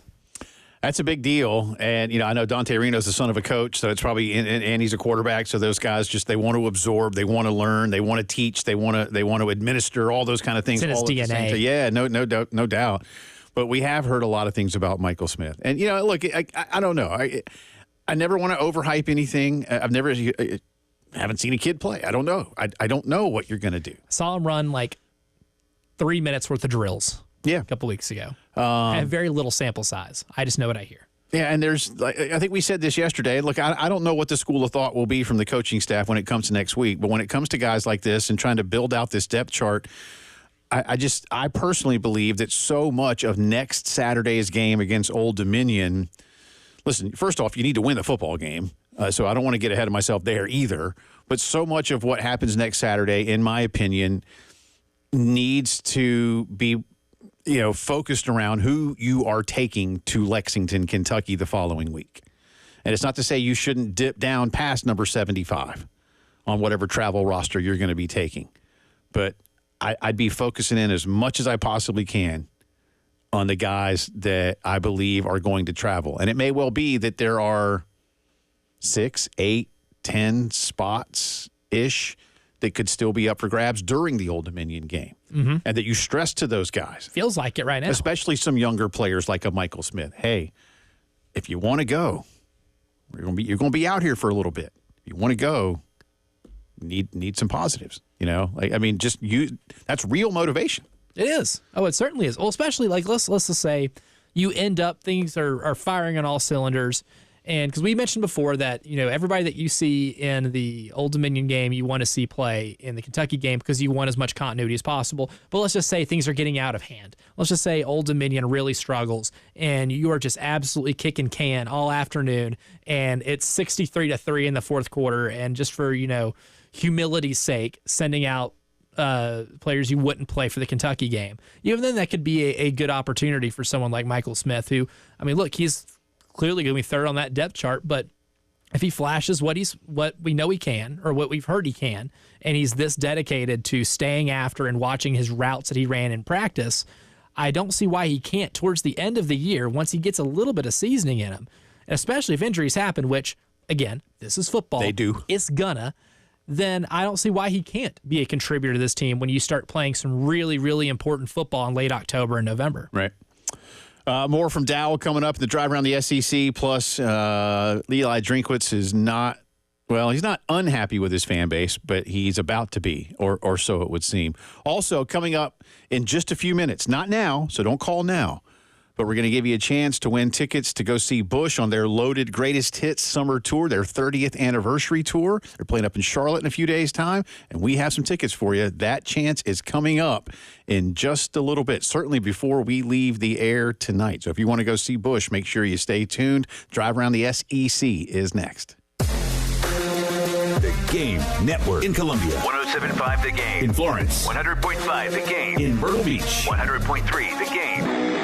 Sibs and Sounds, Saturday, September 28th at the Carolina Haven. It's the only craft beer, wine, and spirits tasting event that is indoors under the cool AC. Over 40 brands of local, regional, and national craft beers, wine, seltzers. Live music by Ken and Drew of Sister Hazel, Dazer, and the Donovan Twins. Get your early bird unlimited tasting wristbands starting at just $35 at sibsandsoundscola.com. sibsandsoundscola.com. Quick word, my friends, over at Columbia Secret for Weight Loss. Look, we don't have much time left here in August, a little over a week. But this month, Columbia Secret for Weight Loss has been celebrating 1 year here in the Midlands, helping people like myself and other clients across the state be able to reach their weight loss goals. Look, it doesn't really matter what your weight loss goal is. Mine, 15, 20 pounds, was able to achieve that in a really short amount of time, an impressive short amount of time. And it's not just the weight that I lost, but it's the habits that I've been able to gain and the knowledge I've been able to learn about my body. Paul Grant, Shaylin over at Columbia Secret for Weight Loss are fantastic coaches. They help you stay on track. They help you understand how you burn fat. And if you'd like to learn the secret of losing up to a pound of unhealthy fat per day, like myself, and start your own success story, give my friends over a call, 803-824-4210. They've been helping people for over a year now, and they can help you too. Again, 803-824-4210. Results may vary. And spontaneous adventures to revving up and reconnecting. You can almost feel the excitement building, the road ahead, and a whole new season of possibilities. It's back to cool time right now at Love Chevy with amazing savings on a lot chock full of brand new Tahoes, Suburbans, and the totally redesigned Chevy Traverse. A bolder exterior design, turbocharged V6, best-in-class cargo area, plenty of space for the team and the tailgate. Speaking of football, every day is game day at Love Chevy, where it's all about the fundamentals, honesty, integrity, and straight talk. No ridiculous add-on stickers like the other guys. And who could forget about Love Chevy's $1,000 low price guarantee? Get back to cool today at South Carolina's #1 volume Chevy dealer, I-26 at Harbison, and at lovechevy.com. Together, let's drive. That's the power of love. Love Chevy. This is Larry Leitner, owner and founder of Midstate Roofing, and for nearly 30 years, we've continued to be the proven leader in the roofing and waterproofing industry. Midstate Roofing's proven history is your assurance that our professionals at Midstate Roofing will provide the proper advice, service, and results to the needs of your facility in a manner both safe and pleasing to your operation. From high-rise to hospitals, manufacturing to industrial, Midstate Roofing designs and installs bonded systems with a protective guarantee that will keep your operation dry and running long into the future. 24 hours a day, 7 days a week. And this is Blake Leitner, reminding you to protect that roof with a maintenance contract. Call me today at 803-356-1919 or online at midstateroofing.com. That's midstateroofing.com. You'll speak to an on-call technician after hours or a Midstate Roofing staff member during hours at 803-356-1919 or online at midstateroofing.com. And as always, tell them Midstate Twins. If you have a leak, let Midstate Roofing take a peek. Hit us up on the Firehouse Subs text line, 803-404-6100. Your home of the Gamecocks in Columbia, 107.5 The Game. Also heard on 100.3 The Game in Myrtle Beach and 100.5 The Game in Florence. WIS-TV First Alert Traffic is sponsored by Wetzel's Automotive in West Columbia. Wetzel'sAuto.com. From the WIS Traffic Studios, I'm Elijah Campbell. A few accidents to get to that are causing some issues on the roadways this afternoon. We got many of them, so I'll try to get to as many as possible. Here in Richland County, we have an accident on Brookfield Road near Decker Boulevard. Got one on Clemson Road at Sparkleberry Lane. One on Farrow Road near Highway 555 near Coon Road. Got another one on Hampton Street at Hugh G. Street. One on Hardin Street near Highway 12 towards Taylor Street. Also got one on Highway 17 or Highway 262 at Lower Richland Boulevard, and one on I-77 northbound at Killian Road and Exit 22, and one on Shop Road near South Beltline Boulevard. And in Lexington County, we have accidents on I-26 westbound at Sunset Boulevard near Exit 110 and Old Cherokee Road at Maxey Road.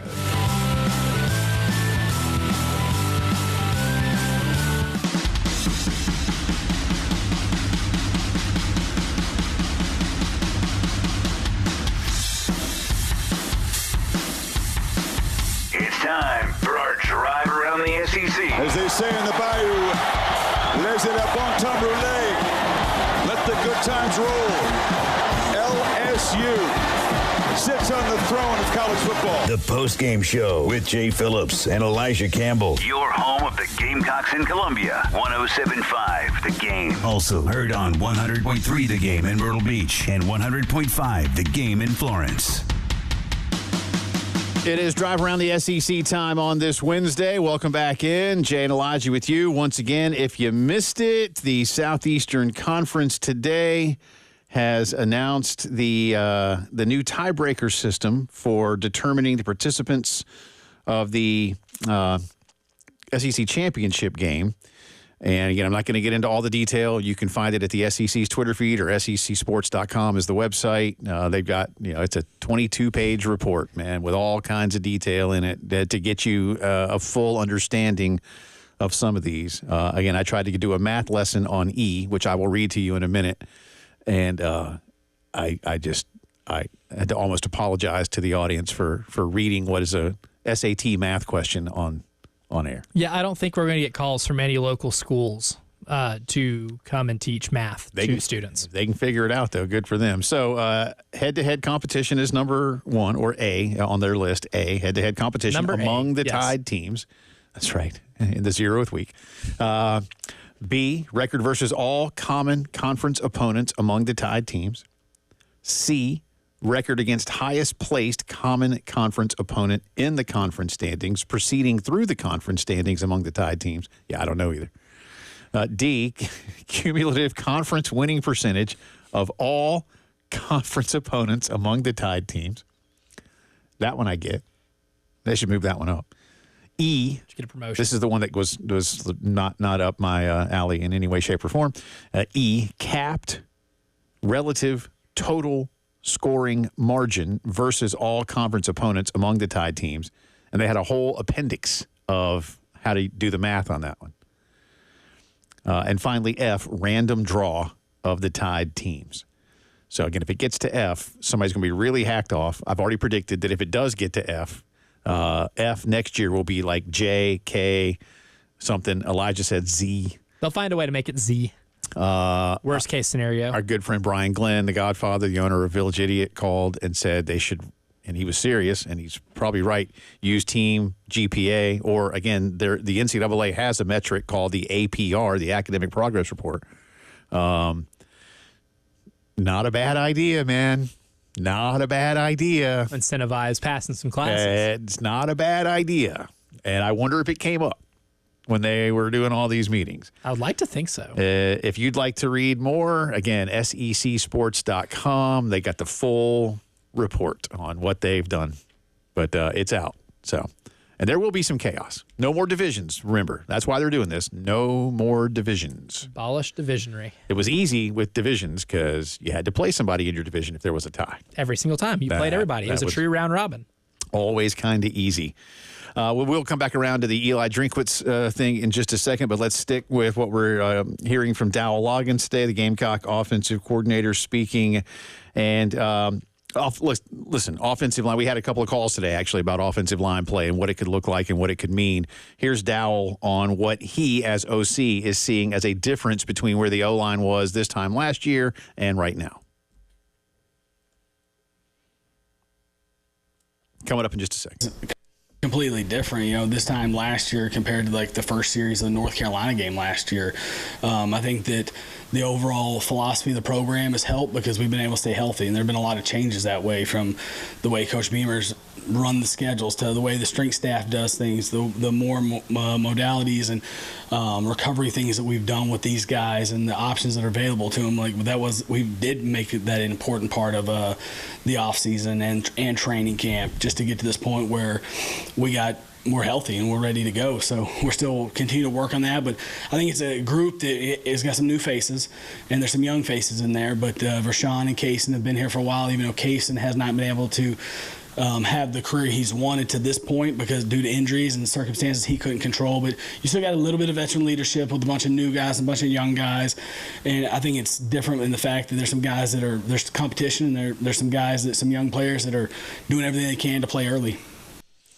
So, listen, I heard competition a bunch. We know there's going to be young guys. We're going to get a depth chart on Monday. We believe it'll be on Monday. I'm not really ready to make predictions. I don't know if I've, some guys have done a few here and there. I imagine Chris and Wes and some of the boys will be putting something out this weekend, based on what they're hearing as well. But I'm got every reason to believe that this coaching staff is not afraid to have some of the younger guys, tell them you're in the mix. Like, don't think you're not. Go out there and bust your tail. And go practice like you are. Yeah. Like that's kind of the whole thing. Because I think some places you might get and they go, listen, you got no shot. So like we love you and we're glad you're here. You'll start playing next year or in 2 years. And in today's world, I think you kind of owe it to these kids to say you have to. Yeah. You don't have much. If they can move anywhere else and they're on a clock. Let's stay one more here from Dowell for right now. And again, wide receiver, so many unknowns, a lot of bodies, not a lot of returning production, at least as Gamecocks. There is returning production from other schools for those transfers. Look at a guy like Delvon Campbell. Gage Larverdane, who's been a little banged up, Shane said yesterday. But here is Dowell Loggins, the offensive coordinator, on how they figure out who can do what when it comes to receiver. The beauty of it is the players always control the depth chart with how they play. And when you press play on that clicker and it's on these big screens right here, they determine who plays, not us. So it's about those guys continuing to improve and separating themselves from the group. There's another one. I'm again, anxious is probably the wrong word, but for lack of a better word, or at least to use it in a relative sense, I really want to know. Has Nick Harbor done enough to really be that guy? Delvon Campbell is the other big jump ball guy. Dre Jacobs apparently, even though he has limited production at Florida State, apparently is turning a lot of heads. And I could go on and on and on. Shane said yesterday, we might take 8, we might take 9. We don't know yet how many we're going to take to Lexington, Kentucky for the first conference game. How much more can these guys do to separate themselves in practice with no more scrimmages? There's still so many questions. You mentioned contributing on special teams, too. So if you want to be able to stand out, you got to stand out on special teams as well. But like, if you think about it, I mean, it does kind of make sense that with some of the players that we mentioned, there might not be a standout right now. I mean, it's explainable with Gage Larvdan being injured or being a little banged up, with Nick Harbor, Dalvin Campbell, and Jacobs maybe not having a solidified role, because those three, while maybe not banged up, have only played in about 15 practices with these guys because they were not here for the spring. Campbell and Jacobs transferred in the summer, and Nick Harbor was lighting the world on fire on track. So this is their first, 2 weeks with their wide receivers coach. So not terribly surprising that maybe not the three of them haven't stood out just yet, but maybe a little disappointing that we don't have a clear number one as of now, or maybe they're just not being as transparent. I'll tell you what, I want you to have a chance to win these tickets to go see Bush on their 30th tour. So we have 2 pair, yes? That's right. Jerry Cantrell from Alice in Chains will also be performing. Oh, wow. Okay. So callers 4 and 5, you're going to each get a pair of tickets to go see Bush live up in Charlotte on Monday night. So you need to be able to go. That's right. Callers 4 and 5, 803-404-6100, 803-404-6100. Elijah will hook you up. And on the other side of the break, we'll let you hear how Eli Drinkwitz is attempting to not scold Missouri football fans. Good luck. 803-404-6100. Pair of tickets to see Bush up for grabs right now. From the Midlands to the PD to the beach. The Game Network. Download the 107.5 The Game app and listen anywhere. The beach, the gym, and yes, even there. Go to iTunes or Google Play and snag the 107.5 The Game app. This is Sean Levine with a Sports Minute sponsored by Wrangler. It's Wrangler season out there. Open roads, endless horizons. Shop Wrangler.com for new denim styles. Dallas Cowboys, watch out, because if Dak Prescott's in a different uniform next year, I'm pretty sure it's going to be in New York. He might not win a Super Bowl with you, but he's going to win a Super Bowl somewhere. Cowboys fans, you're going to miss yourself some Dak Prescott the minute after he's gone. I'm the Sports Machine, Sean Levine.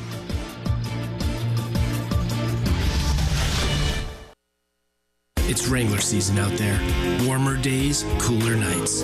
Open roads, endless horizons. And you need to be ready in jeans made for the unpredictable. Wrangler, for the ride of life. Shop our newest styles today at Wrangler.com. Get in zone, AutoZone. Welcome to AutoZone. What are you working on today? Brakes? We can save you 15% on that. We have OE quality Duralast brake pads and rotors in stock, ready for pickup or delivery. We also have calipers, brake fluid, tools, and anything else you'll need to do the job right. When you get Duralast pads and rotors together, you'll save 15%. It's just part of what makes us America's #1 brakes destination. Get in zone, AutoZone. Keep it twisted all year long with Twisted Tea Hard Iced Tea. Twisted Tea is real iced tea that packs a punch with 5% alcohol. Tastes great at the beach, the mountains, or even in your backyard. Look for the bright yellow Twisted Tea cans. Twisted Tea Brewing Company, Cincinnati, Ohio. Please drink responsibly. Hey, can you blow up some balloons for Jack's party? I can't. I'm so congested. You need Sinex Saline from Vicks. Sinex Saline Nasal Spray. Yeah, just Sinex. Breathe. Sinex Saline instantly clears everyday congestion associated with colds and year-round allergies with a gentle, ultra-fine mist that's no mess and easy to control. Daddy, we need more balloons. On it. Enjoy life's important moments without congestion. Try Sinex Saline from Vicks. Just Sinex. Breathe. Use as directed. Tommy! I can't wait for golf this weekend, huh, buddy? Time flies. Love you, man. Oh, don't forget your knee brace again. We aren't in college anymore. Moments together matter, so help protect yourself from RSV. If you're 75 or older or 60 plus with a chronic condition like asthma, COPD, heart disease, or severe diabetes, you're at higher risk of landing in the hospital from RSV, and there are no prescription RSV treatments. Check eligibility and schedule your RSV vaccine at vaxassist.com. Sponsored by Pfizer. Hey guys, it's Preston Thorne for your broker, my broker, Benji Getzi at Buford Lending. Buford Lending is a true mortgage broker offering the widest variety of government mortgage programs and the best mortgage experience for clients through its state-of-the-art technology and record low interest rates. Their goal is to make your next mortgage experience at closing easier, cheaper, faster, and friendlier. Whatever you do, don't wait. Shop and lock your rate today with Buford Lending. Don't go to Wall Street. The rates are better on Bay Street. Online at Buford.mortgage. Keep your heating and air system operating at tip-top performance. The cleaner you keep the system, the more efficiently it's going to run for you. We come out, we clean the coils, change the filters. Visit allamericanheatingandair.com to receive an instant $25 coupon toward your system's maintenance agreement. Helping your home and all that you need to put you at ease. When you need us, we're there. All American Heating and Air. Let our family help your family. We're all American.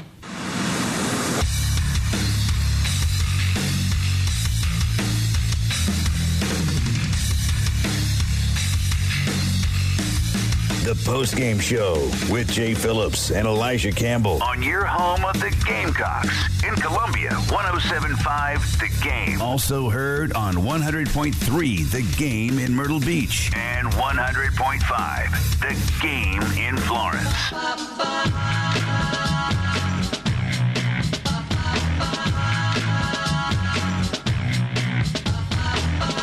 All right, welcome back in. 12 in front of 6 on this Wednesday afternoon. Jay and Elijah with you. We got some congratulations out there, Mr. Campbell. That's right. And let him turn his mic on. Sorry, he's got like 5 things going on at once over there. Yeah, the piece of paper that I wrote everybody's names down on just fell from my desk. Well, so. I'll vamp while you reach down there and get it. I don't want you to hurt yourself. That's easier said than done. I kind of did because, again, that makes for... It's great content. Yeah, it's yes, content. my pain is great content for all of us. But big shout out to Anthony Boatwright and Daniel McVeigh for winning tickets. Now, I did exclude Candlebox. I forgot to mention Candlebox will also be performing. And I have been accused... How long are these people going to be there, man? That's like a long night. It's like 6 to 10 is what I believe it says on the ticket. Okay. And our friend Michael Lynn in the YouTube comments did say Elijah knows about Bush and Candlebox. Yes, correct. I'm a big fan of both. Okay. I'm a big 90s rock guy. So for Anthony and Daniel, who both won tickets, I let them know how jealous I was that they were able to attend that concert. Well, I mean, you could have told them you only had one pair and you could have kept one and nobody would have said anything. I could, but see, it starts at 6 and I'd be, so work is intruding. Yeah, we kind of have some obligations up until that time. See. It is a football week all of a sudden. And it is a football week, yeah. They couldn't have done this in July? Would have been sick. Well, listen, I was telling you, I looked at their tour, and for a 30th anniversary tour, man, they are acting like they're in their 30s, which they ain't. No, that is a tour. So they're still going strong. Yeah. I think I know a few Bush tunes. I mean, I'm not as big a 90s rock guy. I know that's weird for people who, because I'm more of a classic rock, although now there's a lot of classic rock from the 90s. Well, now a lot of it's considered 30-year-old is classic rock. That's like one of my favorite I know they got quite a following. Yeah. Swallowed, great song, one of my favorite songs ever. Left Behind by Candlebox is one of my favorite rock and roll songs ever. All right, there you go. I'm a big Alice in Chains fan, so seeing Jerry Cantrell would be cool. Would be cool enough. Yeah. The closest you can get to seeing Alice in Chains. Well, I mean, if you can get out here at like 5:30 and here's the thing, that amphitheater, which I have seen many shows at, is actually on the other side of Charlotte. Yeah, so it wouldn't be an hour and a half. That one's probably pushing 2. Yeah, because you got to get around Charlotte and up on the north side near UNCC before you get there. Would be tough. Yeah. Would be tough. I'm afraid I might not be able to logistically pull that off. That's why I wish they had more of those shows at the old Carowinds Palladium, because that was great. Right on the border. Yeah. Saw a bunch of Horde shows there. Like that was when Blues Traveler and Fish and those guys were all playing together back in the early 90s. Saw Santana there. Spectacular. Oh, I would love to see Santana. Saw the Allman Brothers there a couple of times. Now I'm very jealous of that. Yeah, but that was really easy to get to. It's because it's right there. But the Way other more one's convenient of a drive. The other one's good. The other one's, I mean, I've been to a lot of Fish shows up there, and I've been to a lot of Allman shows up there. I've been to Jimmy Buffett shows up there. I'm probably forgetting some people I've seen because, that's how it works. I could see you Parrot heading out. I could see it. Yeah, I didn't see Buffett that many times, man. I think I saw Buffett, I don't know, like 8 or 10 maybe. My wife probably saw him like 20-something. She and her friends would go a lot. Oh, yeah. I like Jimmy Buffett. The shows are parties. Yeah. No, they're fun. It's just, it was kind of the same thing every time. It's the only concert I've ever been to where I saw people tailgating on boats. That's pretty cool. At the Ascend Amphitheater, in Nashville. That's pretty cool. Right next to the Cumberland. Yeah, that's nice. I don't know what kind of music Eli Drinkwitz likes, but I also know that he's not real thrilled with the fact that Mizzou's opener against Murray State hadn't sold out yet, and he's kind of taken his fan base to task. But our challenge is we need to sell out this first game. All right, we're a top 11 program in the country coming off a Cotton Bowl win, and in my opinion, if we don't sell out the first game, then that shows me that we're not where we want to be as a fan base yet. Okay, I mean, that's just the reality of it. Don't sit on the sideline and wait. Well, it's got to be this game. No, it doesn't. Come watch this team and be excited about this team and embrace this team. And the same challenge that I have for our players is let's have a 1-0 mindset. Let's try to be a 1-0 team and be a 1-0 fan base. Don't get excited about the game in November after the bye week. Like, I don't know what that game's going to look like. I know this week next week versus Murray State's the most important game we have. And we need to sell it out because we need to show the rest of the country that we're serious about our program. Will Mizzou fans accept the challenge, or will they go, hey, buddy, you worry about you, and we'll see you when Georgia comes to town? You know what? Whomever. If I'm a Missouri fan, what I'd say? Maybe don't schedule Murray State to start the year on a Thursday night, dude. You want me to get excited about football? This would be a great basketball game. Yeah, we'd sell that out. But you know what? John Moran ain't walking through that door, and we're not playing with the basketball. So, no, you can't make me get up for Missouri and Murray State. Now, as someone who's living in Columbia, South Carolina, and even covers SEC football and South Carolina Gamecocks, I'm probably going to watch that game anyway from my house. Yeah, I'll be tuned in. I'll still watch. On Thursday the 29th. What other? Let's find. Hang on. What is the best game in Como this season? Let's see. Oklahoma, November 9. And that's what he meant by after the bye week in November, because they go to Alabama, then they're off, and then they host Oklahoma. But they've hosted Oklahoma a lot. They do have the easiest schedule in the SEC. We figured that out through Phil Steele's math. That's right. I trust Phil's math. His math is better than our math. Yeah. We drooled on ourselves for a couple segments earlier today. Trying to figure out that tiebreaker, man. I don't like math. Math sucks. That's a Jane Buffett song, too. Let's see. The Thursday the 29th. There's a whole mess of games on the 29th, man. Not a lot of good ones. One can call it a slew. Yeah. All right, listen, Mitch Light of The Athletic tomorrow, and we'll be announcing the Gamecock Hall of Fame class. Looking forward to that. We will see you then. 107.5 The Game. Broadcasting live from the Herndon Ship.